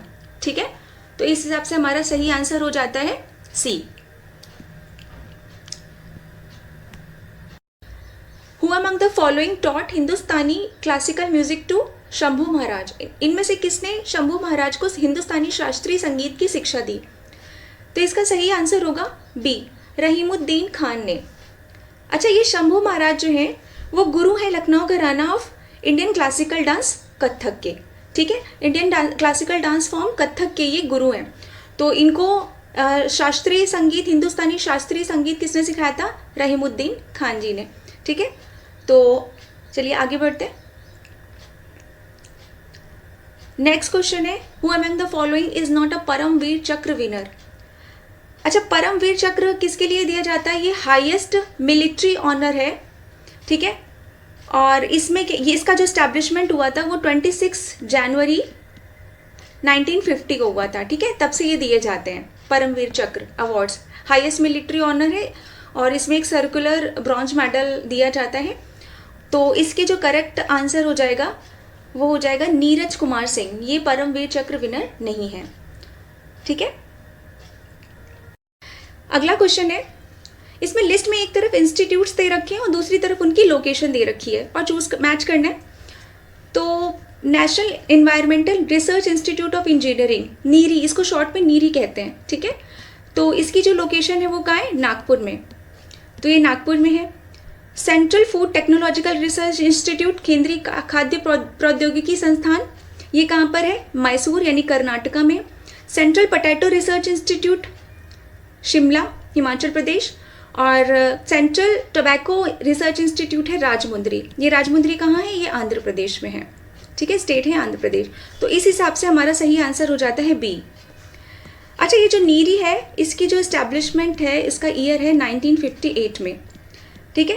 और इसका जो मेन फोकस था जिसके लिए इस्टेब्लिश किया गया था कि वाटर सप्लाई को इंश्योर करना, सीवेज डिस्पोजल, ठीक है, कम्युनिकेबल डिजीज और इंडस्ट्रियल पॉल्यूशन, इन सारी जो इश्यूज हैं उस पर फोकस करने के लिए इसका इस्टेब्लिशमेंट हुआ था, ठीक है। नेक्स्ट क्वेश्चन है हमारा, इनमें से कौन पॉलिटिक्स इन इंडिया बुक के लेखक हैं? कौन है ऑथर? तो इसके ऑथर हैं रजनी कोठारी, ठीक है, रजनी कोठारी। नेक्स्ट क्वेश्चन है हमारा, अच्छा, विच of the following is not correctly matched? इनमें से कौन करेक्टली मैच नहीं है? तो देखिए, विलायत खान जो है वो सितार से रिलेटेड है, यानी कि ये इनका जो म्यूजिकल इंस्ट्रूमेंट है वो सितार है। आला रखा तबला, ये भी सही है। हरि प्रसाद चौरसिया फ्लूट, बांसुरी, ये भी सही है। अमजद अली खान पखावज, ये गलत है, ये सरोद वादक हैं, इनका जो म्यूजिकल इंस्ट्रूमेंट है वो सरोद है, ठीक है। तो इस हिसाब से हमारा नॉट करेक्टली मैच पूछा गया है, तो आंसर हो जाता है डी। अच्छा, आप मुझे बता सकते हैं कि बिस्मिल्लाह खां किस म्यूजिकल इंस्ट्रूमेंट से जुड़े हुए हैं? बिस्मिल्लाह खां, इस तरीके के क्वेश्चंस आते हैं एग्जाम में, तो आप मुझे कमेंट कर सकते हैं बिस्मिल्लाह खां किस म्यूजिकल इंस्ट्रूमेंट से जुड़े हुए हैं।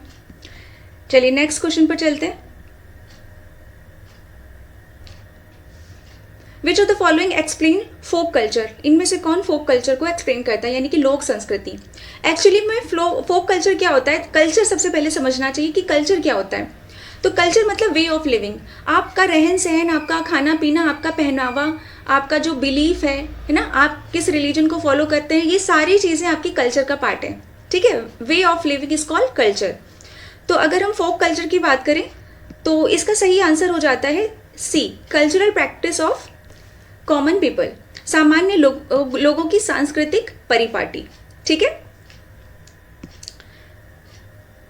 नेक्स्ट क्वेश्चन है हमारा, नेगोशिएबल इंस्ट्रूमेंट एक्ट यानी विनिमय साध्य लेख अधिनियम कब प्रभावकारी हुआ था? देखिए क्या पूछ रहे हैं, इफेक्ट में कब आया था? तो इफेक्ट में आया था ये 1882 में, ठीक है। पास कब हुआ था? 1881 में। तो देखिए क्वेश्चन आपको ध्यान देना पड़ेगा, यहाँ पे प्रभावकारी कब हुआ ये पूछा गया है, तो 1882 में। तो इस हिसाब से हमारा सही आंसर हो जाता है बी, ठीक है। अच्छा, नेगोशिएबल इंस्ट्रूमेंट एक्ट क्यों आया था? ये नेगोशिएबल इंस्ट्रूमेंट्स के लिए।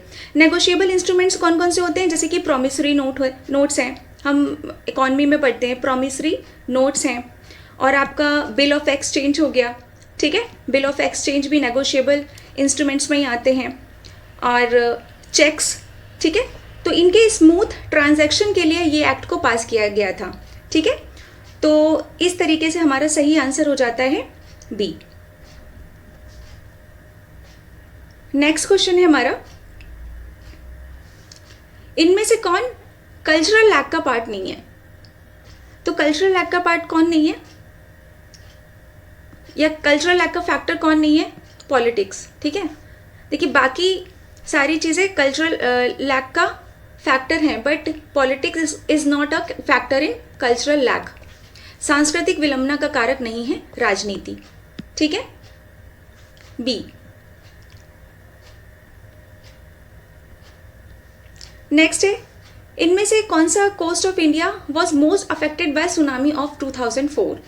तो 2004 में जो सुनामी आई थी, ठीक है, उससे सबसे ज़्यादा कौन सा जो कोस्ट है वो दुष्प्रभावित हुआ था? तो कौन सा कोस्ट हुआ था? इसका सही आंसर है कोरोमंडल कोस्ट। अच्छा, हम देखते हैं ना कि जैसे कि हमारा अगर कोस्ट बात करें, अगर मैं रफ मैप बनाऊं तो इंडिया का ये जो पेनिनसुलर इंडिया का पार्ट है, उसमें ये जो पूरा रीजन है, यहाँ से गुजरात से लेकर इधर वेस्ट बंगाल तक, ये सब कोस्टल पार्ट है इंडिया का, ठीक है। तो अगर ये आपका वेस्टर्न कोस्ट हो गया और ये आपका ईस्टर्न कोस्ट हो गया, तो उसमें यहाँ पर है मालाबार कोस्ट, यहाँ पे गोवा के पास कोंकण कोस्ट, ये है आपका कोरोमंडल कोस्ट, और इधर ये है आपका उड़ीसा आंध्र प्रदेश के थोड़ा सा ऊपर, ये आपका है नदन सिरकार, ठीक है, नदन सिरकार। तो इस तरीके से आपका सही आंसर हो जाता है कोरोमंडल कोस्ट, और ये ईस्टर्न कोस्ट ऑफ इंडिया है, ठीक है, तमिलनाडु के पास वाला, तमिलनाडु है ना ये, ओके। चलिए नेक्स्ट क्वेश्चन पर चलते हैं। Who has written the book Indian parliamentary diplomacy speakers perspective? तो इसका सही आंसर होगा मीरा कुमार। और मीरा कुमार आपको पता होना चाहिए कि ये first women speaker of India थी, ठीक है, पहली वुमेन स्पीकर ऑफ इंडिया, ठीक है। तो इस तरीके की इंफॉर्मेशन भी पता होनी चाहिए। First women speaker of India कौन थी? मीरा कुमार। नेक्स्ट क्वेश्चन है, which of the following multipurpose organisation are working in India? तो इसका सही आंसर होगा B, 2 and 4 only, Samsung corporation and LG, ठीक है। चलिए नेक्स्ट क्वेश्चन पर चलते हैं। नेक्स्ट क्वेश्चन है, इनमें से कौन सा मेघालय का लोक नृत्य है, फोक डांस? तो मेघालय का लोक नृत्य है लाहो, यहाँ पे ये लाहो होगा, ठीक है, लाहो। तो इसको क्या कहते हैं? इसको चिपिया डांस भी कहते हैं, लाहो को चिपिया डांस भी कहते हैं, और इसमें मेल और फीमेल दोनों ही पार्टिसिपेट करते हैं, ठीक है। नाटी जो है वह हिमाचल प्रदेश का है, और बैम्बू डांस जो है वो मिजोरम का है, ठीक है। तो इस तरीके से कुछ और फोक डांस हो गए। चलिए नेक्स्ट क्वेश्चन पर चलते हैं। नेक्स्ट क्वेश्चन है, central research institute of medicinal and aromatic plant is located at? केंद्रीय औषधि एवं सुगंधित पौधों का अनुसंधान संस्थान कहाँ स्थित है? तो इसका सही आंसर होगा लखनऊ, ठीक है। अच्छा, लखनऊ में और कौन से सेंट्रल इंस्टीट्यूट लोकेटेड है? तो लखनऊ में देखिए central drug research institute located है, ठीक है, और इंडियन इंस्टीट्यूट ऑफ टॉक्सिकोलॉजी, ठीक है, टॉक्सिकोलॉजी इंस्टीट्यूट जो है वो भी यहीं पे है लखनऊ में। तो इस तरीके से लखनऊ के कुछ और हो गए। अगर हम चित्रकूट की बात करें तो दीनदयाल रिसर्च इंस्टीट्यूट, ठीक है, दीनदयाल रिसर्च इंस्टीट्यूट आपका यहाँ पे चित्रकूट में है। और सहारनपुर में central pulp and paper research institute, pulp and paper, इस तरीके के क्वेश्चंस आते हैं, है ना। और कानपुर में कौन सा है? Indian institute of pulse research, pulses research, ठीक है, पल्सेस रिसर्च, ठीक है। तो हमारा सही आंसर डी है, लखनऊ। नेक्स्ट क्वेश्चन, इनमें से कौन वर्किंग कैपिटल ऑफ फार्म का पार्ट नहीं है? यानी कि किसी फार्म के चल लागत पूंजी में निम्नलिखित में से कौन शामिल नहीं है? तो देखिए, किसी भी फार्म में सबसे इंपॉर्टेंट हो जाता है आपका सीड्स, जिसमें कि पैसा लगता है, इन्वेस्टमेंट करना पड़ता है फार्मर को। फर्टिलाइज़र यानी कि उर्वरक में भी पैसा इन्वेस्ट करना पड़ता है। और इरिगेशन, अगर रेनफॉल नहीं अवेलेबल है तो इरिगेशन फैसिलिटी यानी सिंचाई जल पहुंचाया जाता है तभी प्लांट ग्रो कर पाता है। तो ये तीनों चीज़ें इन्वेस्टमेंट का पार्ट है, तो यानी ये वर्किंग कैपिटल में हैं, ठीक है। और लैंड रेवेन्यू पार्ट नहीं है, ठीक है। तो इस तरीके से हमारा सही आंसर हो जाता है D, land revenue. Next question है, who introduce tax on income in India? तो किसने लगाया था आमदनी पर कर? तो इसकी शुरुआत की थी जेम्स विल्सन ने, ठीक है, जेम्स विल्सन। अच्छा, चार्ल्स वुड, एक वुड डिस्पैच आया था, मॉडर्न इंडियन हिस्ट्री में हम पढ़ते हैं, उसका जो ईयर है वो है 1854। ये एजुकेशन से रिलेटेड पॉलिसी थी, एजुकेशन पॉलिसी थी ब्रिटिश इंडिया में, कैसे इंडियंस को एजुकेशन प्रोवाइड करना, उससे रिलेटेड पॉलिसी थी। तो ये वाला चार्ल्स वुड डिस्पैच आया था 1854 में। अच्छा, विलियम जोन्स हैं, इन्होंने, ये भी इंपॉर्टेंट पर्सनालिटी है, इनको हम पढ़ते हैं मॉडर्न इंडियन हिस्ट्री में ही, कि 1784 में एशियाटिक सोसाइटी ऑफ बंगाल, है ना, स्टैब्लिश की थी, एशियाटिक सोसाइटी ऑफ बंगाल। चलिए नेक्स्ट क्वेश्चन है हमारा, who wrote the book Lucknow boy? किसने लिखी है लखनऊ बॉय? ये लिखी है विनोद मेहता ने, ठीक है। तो सी है ऑप्शन हमारा आंसर। नेक्स्ट क्वेश्चन है, which of the following national park has started using drones और unmanned air vehicles for wildlife management? यानी कि राष्ट्रीय उद्यान, किस राष्ट्रीय उद्यान ने वन्य जीव प्रबंधन के लिए ड्रोन या मानव रहित हवाई वाहन का प्रयोग करना आरंभ कर दिया है? तो किसने कर दिया है? कौन से टाइगर रिजर्व ने? बांदीपुर टाइगर रिजर्व ने। और ये कहाँ पर है? ये कर्नाटका में है, ठीक है, कर्नाटका। तो अगर हम कॉर्बेट टाइगर रिजर्व देखें तो ये उत्तराखंड में है, ये उत्तराखंड, ठीक है। और रणथंभौर टाइगर रिजर्व ये राजस्थान, ठीक है। और पेरियार टाइगर रिजर्व ये है केरला में। अच्छा, टाइगर प्रोजेक्ट की जो शुरुआत है वो कब हुई थी? टाइगर प्रोजेक्ट कब आया था? तो ये आया था 1973 में, ओके। चलिए नेक्स्ट क्वेश्चन पर चलते हैं। Mithivirdi nuclear power plant will be setup in collaboration of which of the following country? तो किसके कोलैबोरेशन से, किसके सहयोग से मीठीवर्दी परमाणु ऊर्जा संयंत्र स्थापित किया जाएगा? तो ये किसके सहयोग से किया जाएगा? ये यूएसए के सहयोग से किया जाएगा, ठीक है। नेक्स्ट क्वेश्चन है, अब देखिए बहुत पुराना क्वेश्चन है, फिर भी कोई बात नहीं, देख लेते हैं। Which one of the following countries was visited by chief minister of Uttar Pradesh in September 2014 with the aim of attracting foreign investment? यानी कि पूंजी निवेश आकर्षित करने के लिए इनमें से कौन से देश की यात्रा उत्तर प्रदेश के मुख्यमंत्री ने की थी? तो इसका सही आंसर है नीदरलैंड्स, ओके। नीदरलैंड की जो कैपिटल है वो क्या है? एम्स्टर्डम, ठीक है, Amsterdam. Spain Madrid, Denmark Copenhagen, China Beijing, ठीक है। तो कैपिटल आप इनकी ऐसे देख सकते हैं। नेक्स्ट क्वेश्चन है हमारा, in how many assembly constituency of Uttar Pradesh by elections were held in September 2014? ये भी काफ़ी पुराना है।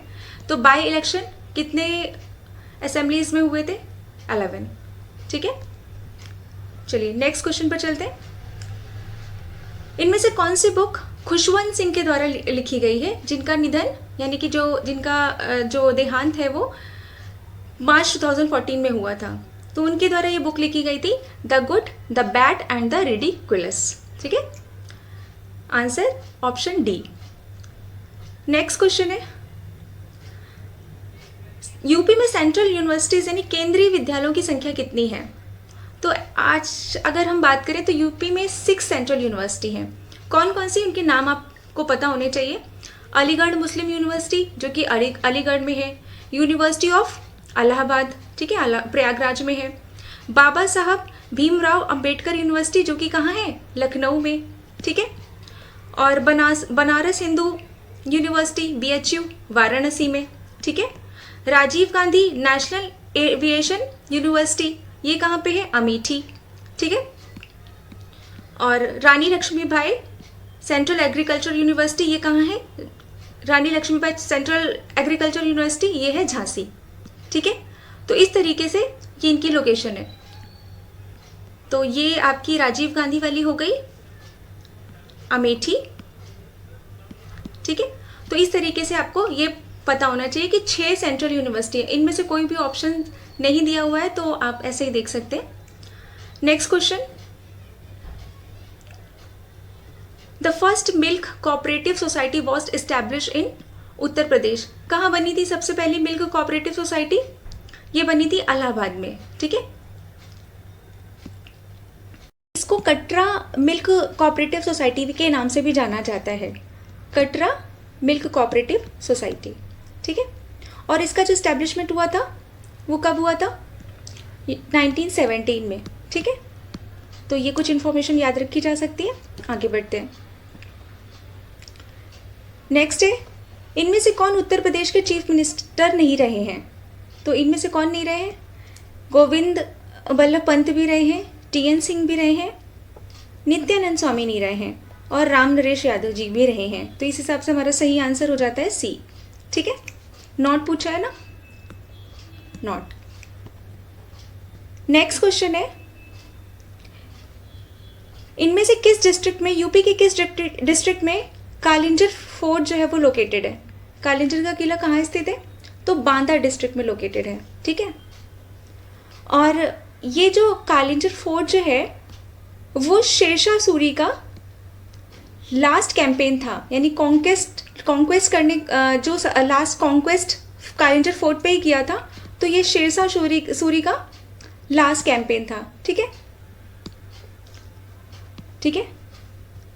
तो नेक्स्ट क्वेश्चन पर चलते हैं। The major centres of leather industry in UP are. कौन कौन से चमड़ा उद्योग के प्रमुख केंद्र हैं यूपी में? तो इसका सही आंसर होगा आगरा एंड कानपुर। और कानपुर को क्या कहा जाता है? कानपुर को लेदर सिटी भी बोला जाता है, ठीक है। अच्छा, वन डिस्ट्रिक्ट वन प्रोग्राम में मेरठ में क्या फेमस है? ये आप बता सकते हैं कमेंट करके, प्लीज़ मुझे कमेंट करके बताइए। वन डिस्ट्रिक्ट वन प्रोग्राम में मेरठ किसके लिए फेमस है, ठीक है। और हाँ, इलाहाबाद भी, इलाहाबाद किसके लिए फेमस है, ठीक। चलिए नेक्स्ट क्वेश्चन है हमारा, the UP state tourism development corporation limited was establish in which year? तो एस्टैब्लिश हुआ था 1974 में, ठीक है। 1974 में उत्तर प्रदेश राज्य पर्यटन विकास निगम लिमिटेड की स्थापना हुई थी, ठीक है। चलिए नेक्स्ट क्वेश्चन है हमारा, the name of Ebola virus has been taken. किसके नाम पर इबोला वायरस का नाम पड़ा था? तो इसका नाम एक रिवर के नाम पे पड़ा था, ठीक है। और उस रिवर का नाम है इबोला रिवर, ठीक है। इबोला रिवर के नाम पर ये वायरस का नाम इबोला वायरस पड़ा था, ठीक है। चलिए नेक्स्ट क्वेश्चन है हमारा, प्राइम मिनिस्टर श्रम अवार्ड्स आर गिवन टू। किन्हें दिया जाता है प्राइम मिनिस्टर श्रम अवार्ड, यानी श्रम पुरस्कार? प्रधानमंत्री श्रम पुरस्कार किसे दिया जाता है? तो इसमें ऑप्शन आपका होगा D, to the working employees of central and state public enterprises and selected manufacturing unit in the private sector. यानी कि जो भी सेंट्रल और स्टेट पब्लिक एंटरप्राइजेस हैं उनके वर्किंग एम्प्लॉयज़ को, और साथ में कुछ मैन्युफैक्चरिंग यूनिट्स जो कि प्राइवेट सेक्टर में काम करती हैं उनको मिलता है, ठीक है। चलिए नेक्स्ट क्वेश्चन है हमारा, point out the wrong pair in the following. अब इसमें आपको रॉन्ग पेयर बताना है। तो देखिए, पहला है कन्नौज में परफ्यूम और ऑयल्स, तो ये सही है, रॉन्ग पेयर बताना है ना। मिर्जापुर कारपेट के लिए फेमस है। अच्छा, कारपेट के लिए और कहाँ पे कारपेट फेमस है? भदोई, ठीक है। ये वन डिस्ट्रिक्ट वन प्रोडक्ट के अंदर आते हैं ये सारे प्रोडक्ट्स, ठीक है। मुरादाबाद ब्रास यूटेंसिल्स, और ये D गलत है। आगरा में नाइव्स नहीं है। नाइव्स और सीजर्स के लिए कौन फेमस है? मेरठ, ठीक है। तो इस हिसाब से हमारा रॉन्ग पेयर पूछा गया है, तो सही ऑप्शन हो जाएगा D, ठीक। चलिए नेक्स्ट क्वेश्चन पर चलते हैं।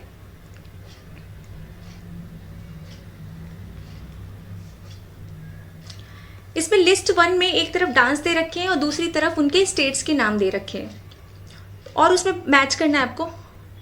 तो देखिए, भरतनाट्यम जो है वो तमिलनाडु का है, कथक यूपी, ठीक है, कुचिपुड़ी आंध्र प्रदेश, मोहिनीअट्टम केरला। तो इस हिसाब से हमारा सही आंसर हो जाता है बी, ठीक है। अच्छा, कितनी क्लासिकल डांस हैं टोटल? 8 क्लासिकल डांस हैं, ठीक है। तो हमारे जो इंडियन क्लासिकल डांस है उनकी टोटल नंबर कितनी है? 8। 4 नाम ये लिखे हुए हैं और 4 के नेम जो है वो आप मुझे कमेंट्स करिए प्लीज़, ठीक है। ये 4 के तो लिखे हुए हैं और आपको 4 के अलग से नाम बताने हैं, ओके। कमेंट बॉक्स में आप कमेंट करिए। नेक्स्ट क्वेश्चन है हमारा, the central dryland research institute is located at. Actually में आप इसे ड्राईलैंड की जगह एरिड जोन कर लीजिए, ठीक है, एरिड जोन। तो ये इसका सही आंसर है जोधपुर, ठीक है। और अगर ड्राईलैंड रिसर्च एग्रीकल्चर इंस्टीट्यूट की बात करती है तो उसका सही आंसर हो जाएगा हैदराबाद, है ना। ड्राईलैंड एग्रीकल्चर रिसर्च इंस्टीट्यूट है हैदराबाद में, ठीक है। नेक्स्ट क्वेश्चन है, according to UNDP report published in 1990 which one of the following is not included in the calculation of STI। Human development index की कैलकुलेशन में किन्हें यूज नहीं किया जाता है, यानी मानव सूचकांक विकास सूचकांक की गणना में कौन सम्मिलित नहीं है। तो देखिए, पर कैपिटा इनकम को यूज़ किया जाता है, अर्बनाइजेशन यूज़ नहीं होता क्योंकि लिटरेसी और एक्सपेक्टेंसी, लाइफ एक्सपेक्टेंसी, ये तीनों ही यूज़ किए जाते हैं। तो इस हिसाब से हमारा सही आंसर हो गया बी, यानी कि इसके 3 कंपोनेंट होते हैं SDI के, per capita income, life expectancy और लिटरेसी। तो 3 कंपोनेंट्स आपको याद रखने चाहिए, ठीक है। तो आंसर आपका हो जाएगा बी। नेक्स्ट है, who among the following was the first to focus on human side of development. Same question ही है आपका, यहाँ पे भी वही ह्यूमन डेवलपमेंट रिपोर्ट की ही बात कर रहे हैं। तो सबसे पहले किसने फोकस किया था? UNDP ने, ठीक है, 1990 में। इसमें 3 कंपोनेंट यूज़ किए जाते हैं, लाइफ एक्सपेक्टेंसी, लिटरेसी और पर कैपिटा इनकम, ठीक है, 3 कंपोनेंट्स होते हैं। नेक्स्ट है हमारा, when did the Indian postal department start the Drut Dak Seva to compete with the courier service. तो कोरियर सर्विस से कम्पीट करने के लिए भारतीय डाक विभाग ने द्रुत डाक सेवा कब आरंभ की? तो इसका सही आंसर है 1986 में, 1986 में स्टार्ट की गई थी, ठीक है। नेक्स्ट क्वेश्चन है हमारा, लोकस्ट एंटर इंडिया। टिड्डियाँ भारत में प्रवेश करती कहाँ से? तो ये प्रवेश करती है या एंटर करती है पाकिस्तान से, ठीक है, नॉर्थ वेस्टर्न पार्ट से एंटर करती है पाकिस्तान, ठीक। नेक्स्ट क्वेश्चन है हमारा, who among the following translated Kalidas famous work Shakuntala into English for the first time. तो पहली बार कालिदास की फेमस जो बुक या रचना है शकुंतला, उसे किसने इंग्लिश में ट्रांसलेट किया था? तो इसे ट्रांसलेट किया था सर विलियम जोन्स ने, ठीक है। और सर विलियम जोन्स ने ही एशियाटिक सोसाइटी ऑफ बंगाल का एस्टेब्लिशमेंट किया था। अच्छा, कालिदास की और कुछ फेमस वर्क्स हैं जैसे कि कुमार संभव, मेघदूतम, मालविका अग्निमित्रम, है ना, और रघुवंश, है ना, रघुवंश, ये सारे ही कालिदास के फेमस वर्क हैं, तो ये याद रखे जा सकते हैं। तो नेक्स्ट हमारा क्वेश्चन है, कंसीडर द फॉलोइंग स्टेटमेंट। इसमें असर्शन और रीजन बेस्ड क्वेश्चन है। पहले स्टेटमेंट में दे रखा है असर्शन में कि right to information act has been responsible for increasing the sense of accountability in the bureaucracy in general. सूचना का अधिकार अधिनियम नौकरशाही में उत्तरदायित्व को की जिम्मेदारी को बढ़ाने का काम करता है, ठीक है। और सेकेंड रीज़न है कि it has to travel for miles to produce the desired effect. तो इसे वांछित प्रभाव, यानी अभी तक इसके जो डिजायर्ड इफेक्ट को प्रोड्यूस करने के लिए अभी भी मीलों तक यात्रा करनी है। तो दोनों ही स्टेटमेंट अपनी अपनी जगह पे सही हैं, क्योंकि ये 2005 में आया था। किसके लिए? ट्रांसपेरेंसी और अकाउंटेबिलिटी के लिए, ठीक है। तो इस हिसाब से दोनों ही स्टेटमेंट आपके सही हैं। और हाँ, आर जो है वो ए को करेक्ट एक्सप्लेनेशन है। तो इस हिसाब से हमारा सही आंसर हो गया ए, ठीक है। और ये कब आया था? 2005 में आया था। दोनों ही स्टेटमेंट आपकी सही है। नेक्स्ट क्वेश्चन है हमारा, Indian institute of pulse research is established in. कहाँ एस्टैब्लिश हुआ है? तो ये है आपका कानपुर में, ठीक। शुगर रिसर्च इंस्टीट्यूट भी है आपका कानपुर में, और शुगर केन रिसर्च इंस्टीट्यूट है लखनऊ में, ठीक है। और कौन से आपके टॉक्सिकोलॉजी है ना, ये भी इंस्टीट्यूट है, और आपका ड्रग रिसर्च इंस्टीट्यूट भी लखनऊ में है। तो कुछ ऐसे इंस्टीट्यूट के आपको नाम पता होने चाहिए, ठीक है। तो इसका सही आंसर है कानपुर। नेक्स्ट क्वेश्चन है हमारा, 17th November is celebrated as world COPD day all over the world. तो COPD का फुल फॉर्म क्या है? तो COPD का यानी फुल फॉर्म है आपका क्रोनिक ऑब्स्ट्रक्टिव पल्मोनरी डिजीज। ये डिजीज जो है वो लंग को इफेक्ट करती है। यहाँ पे लंग में जो एयर का मूवमेंट होते हैं, यानी कि एयर पैसेज होता है वो कम हो जाता है, ठीक है। तो ये लंग्स को इफेक्ट करती है, इसीलिए इसको पल्मोनरी डिजीज कहा जाता है, ठीक है। नेक्स्ट क्वेश्चन है, the largest producer of alcohol in the world. Actually मैं यहाँ पे अल्कोहल नहीं, यहाँ पे वाइन होना चाहिए, ठीक है, उस हिसाब से ऑप्शंस दिए हैं। तो largest producer of wine is Italy, ठीक है। और अगर हम अल्कोहल की बात करें तो उसमें नंबर 1 पर अभी के हिसाब से चाइना है, ठीक है। और ये मेडिटेरेनियन कंट्रीज़ हैं, मेडिटेरेनियन सी के पास ये पड़ती हैं, और मेडिटेरेनियन रीजन जो है वो विंटर रेनफॉल के लिए फेमस है ना। और इस हिसाब से वहाँ पे अच्छा खासा ग्रेप्स प्रोडक्शन होता है, ठीक है। तो ये कंट्रीज़ जो है वो मेडिटेरेनियन कंट्रीज़ के अंदर आती है, और इटली उनमें से एक है। तो यहाँ पे वाइन प्रोडक्शन सबसे अच्छा ज़्यादा होता है, ठीक है। नेक्स्ट है हमारा, इसमें एक तरफ एरियाज दे रखे हैं और दूसरी तरफ उनके आर्टिस्ट के नाम दे रखे हैं। तो ख्याल, इसमें वही म्यूज़िक इंस्ट्रूमेंट्स ही हैं आपके। तो ख्याल यानी ख्याल के लिए अगर हम देखें तो वो उसका जो ऑप्शन है सूरज खान। पखावज पंडित अयोध्या प्रसाद, ठीक है। वीणा प्लेयर कौन है? वीणा प्लेइंग से रिलेटेड है सादिक अली खान, और वीनू मिश्रा तबला, ठीक है। तो इस हिसाब से हमारा सही आंसर हो जाता है बी, ओके। चलिए नेक्स्ट क्वेश्चन पर चलते हैं।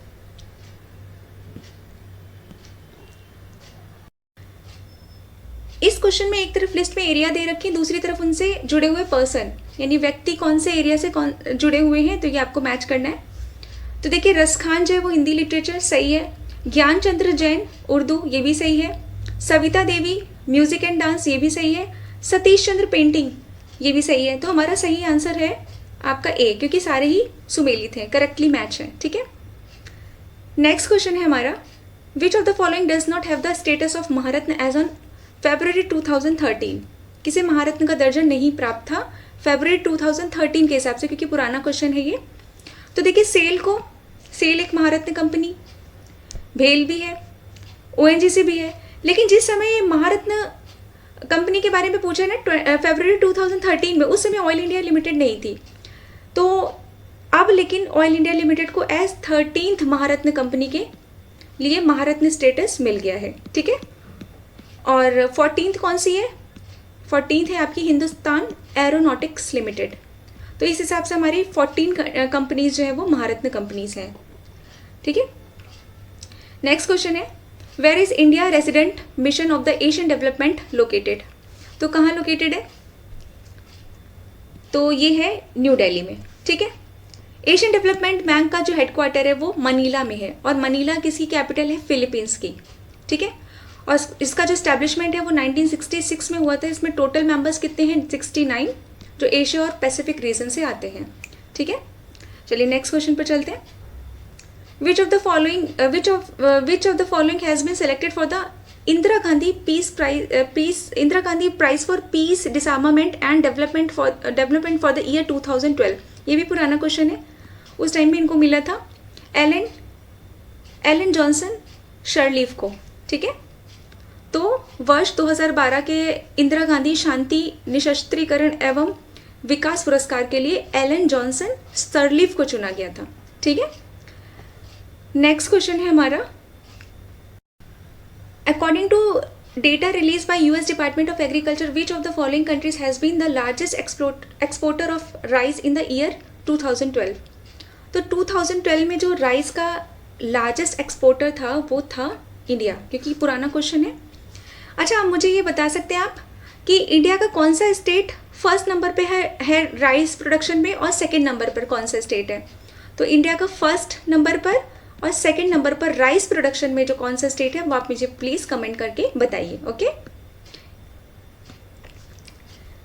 नेक्स्ट क्वेश्चन है, Which of the following has recently been declared by United Nations as Malala Day in honor of child activist Malala Yousafzai? तो इसका सही आंसर होगा 12 जुलाई, क्योंकि हमारे ऑप्शंस में नहीं है, तो आप ध्यान रखिए कुछ ये 12 जुलाई को मलाला यूसुफजाई के ऑनर में यूनाइटेड नेशन ने मलाला डे डिक्लेयर किया, ठीक है, और यही इनका बर्थडे भी था, इसी डेट पे इनका बर्थडे भी था, ठीक है।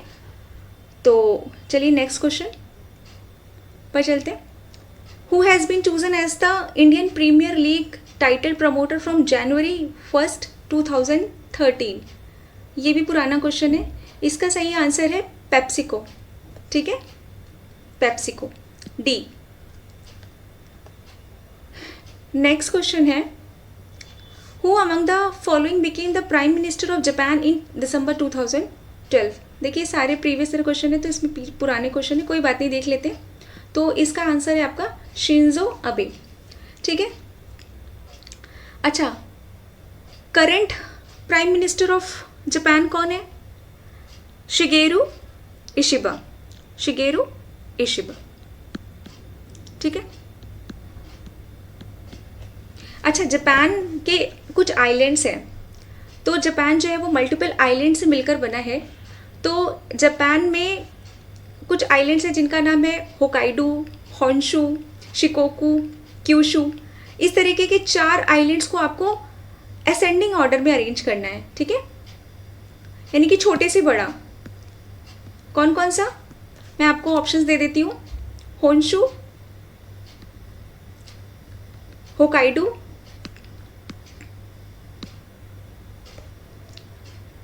Kyushu and Shikoku, Shikoku. ये 4 आइलैंड हैं, नाम आपको पता होना चाहिए, ज्योग्राफी में अरेंज करने के लिए आ जाता है। तो आप इसके असेंडिंग ऑर्डर, यानी कौन सा सबसे छोटा और कौन सा सबसे बड़ा आपका आइलैंड है, वो इनको अरेंज करके बताइए कमेंट में। नेक्स्ट क्वेश्चन है, what changes have been announced by Government of India in January 2013 in Indira Awas Yojana? तो इसमें आपको स्टेटमेंट्स दे रखे हैं, इसको सही आपका आंसर चुनना है। तो देखिए, amount of house construction in plain areas, जो प्लेन एरियाज में हाउस कंस्ट्रक्शन की अमाउंट थी उसको इंक्रीज करके 70,000 कर दिया गया। ये ऑप्शन आपका, ये स्टेटमेंट आपका सही है। Amount of house construction in hilly areas में हाउस कंस्ट्रक्शन का अमाउंट इंक्रीज करके कितना कर दिया गया था? 75,000। और for purchase of landless residential land, उसके लिए कितना पैसा मिलेगा? 20,000। तो इस हिसाब से तीनों ही स्टेटमेंट सही हैं, तो हमारा सही ऑप्शन हो जाता है डी। हाँ, okay, 1, 2 and 3 are correct. What is the name of Chief Justice of Sri Lanka who was dismissed after his impeachment in January 2013? तो ये भी पुराना क्वेश्चन है। तो चीफ जस्टिस कौन थे जिनका इम्पीचमेंट किया गया था, यानी कि महाभियोग से जिनको बर्खास्त किया गया था? Shirani Bandaranayake. Okay, answer B. The following magazine has stopped publishing its print edition after December 2012. तो ये भी पुराना ही है। किस पत्रिका ने दिसंबर 2012 के बाद अपने मुद्रित संस्करण का प्रकाशन बंद कर दिया? तो इसका जो सही आंसर है आपका न्यूज़ वीक, ठीक है। नेक्स्ट क्वेश्चन है हमारा, अभी सब प्रीवियस ईयर क्वेश्चन है, तब ओल्ड क्वेश्चन ही हैं। Who is the newly appointed general secretary of communist party of China in 2012? इसका आंसर है शी जिनपिंग, ठीक है। शी जिनपिंग ये तब भी थे, अभी भी है, तो करंटली भी अभी जनरल सेक्रेटरी की पोजीशन इन्होंने ही होल्ड कर रखी है, शी जिनपिंग ने, ठीक है। नेक्स्ट क्वेश्चन है हमारा, who among the following has the distinction of becoming the first major general in Indian army after receiving the Ashoka Chakra. निम्नलिखित में से किससे अशोक चक्र प्राप्त करने के बाद सर्वप्रथम भारतीय सेना में मेजर जनरल बनने का गौरव प्राप्त हुआ था? तो इसका सही आंसर है B, major general Cyrus D Pithawalla. ठीक है, नेक्स्ट है हमारा, ये भी पुराना है, 2013 का। विच of the following film has won the golden globe award for best film in the category announced in 2013? तो किसे मिला है सर्वश्रेष्ठ फिल्म का गोल्डन ग्लोब पुरस्कार? तो इसका सही आंसर है आर्गो। ठीक है, आर्गो को मिला था। नेक्स्ट है हमारा, Who among the following has won the Ballon d'Or award for the best football player of the year for the 4th consecutive time in 2012? ये भी पुराना है, तो इसका सही आंसर है लियोनल मेसी। मेसी को मिला था। ठीक है, नेक्स्ट क्वेश्चन है हमारा, Which of the following years was declared by United Nations General Assembly as International Year of Rice? तो इंटरनेशनल ईयर ऑफ राइस कौन सा ईयर था? 2004, आंसर ए। ठीक है, अच्छा 2025 को कौन सा ईयर डिक्लेयर किया गया है? ये international year of cooperatives. UN ने 2025 को international year of cooperatives declare किया है। ठीक है, ईयर ऑफ कोऑपरेटिव्स। ठीक है, चलिए नेक्स्ट क्वेश्चन पर चलते हैं। Who was the Prime Minister of India when India had to keep gold in foreign banks? तो जब भारत को विदेशी बैंकों में सोना रखना पड़ा था, उस समय भारत के प्रधानमंत्री कौन थे? चंद्रशेखर। ठीक है, answer option D, Chandrashekhar. Next question है हमारा, इसमें एक तरफ लिस्ट में हिस्टोरिक प्लेसेस दे रखी, दूसरी तरफ उनकी स्टेट्स, तो आपको मैच करना है। चलिए ट्राई कर सकते हैं। Bhimbetka Madhya Pradesh, shore temple Tamil Nadu, Hampi Karnataka and Manas Assam. तो इस हिसाब से हमारा सही आंसर हो जाता है बी। ठीक है, अच्छा ये जो भीमबेटका साइट है, ये वर्ल्ड हेरिटेज साइट है यूनेस्को की, तो इसको यूनेस्को की वर्ल्ड हेरिटेज साइट के रूप में शामिल किया गया है। कौन? भीमबेटका, वर्ल्ड हेरिटेज साइट है भीमबेटका। ठीक है,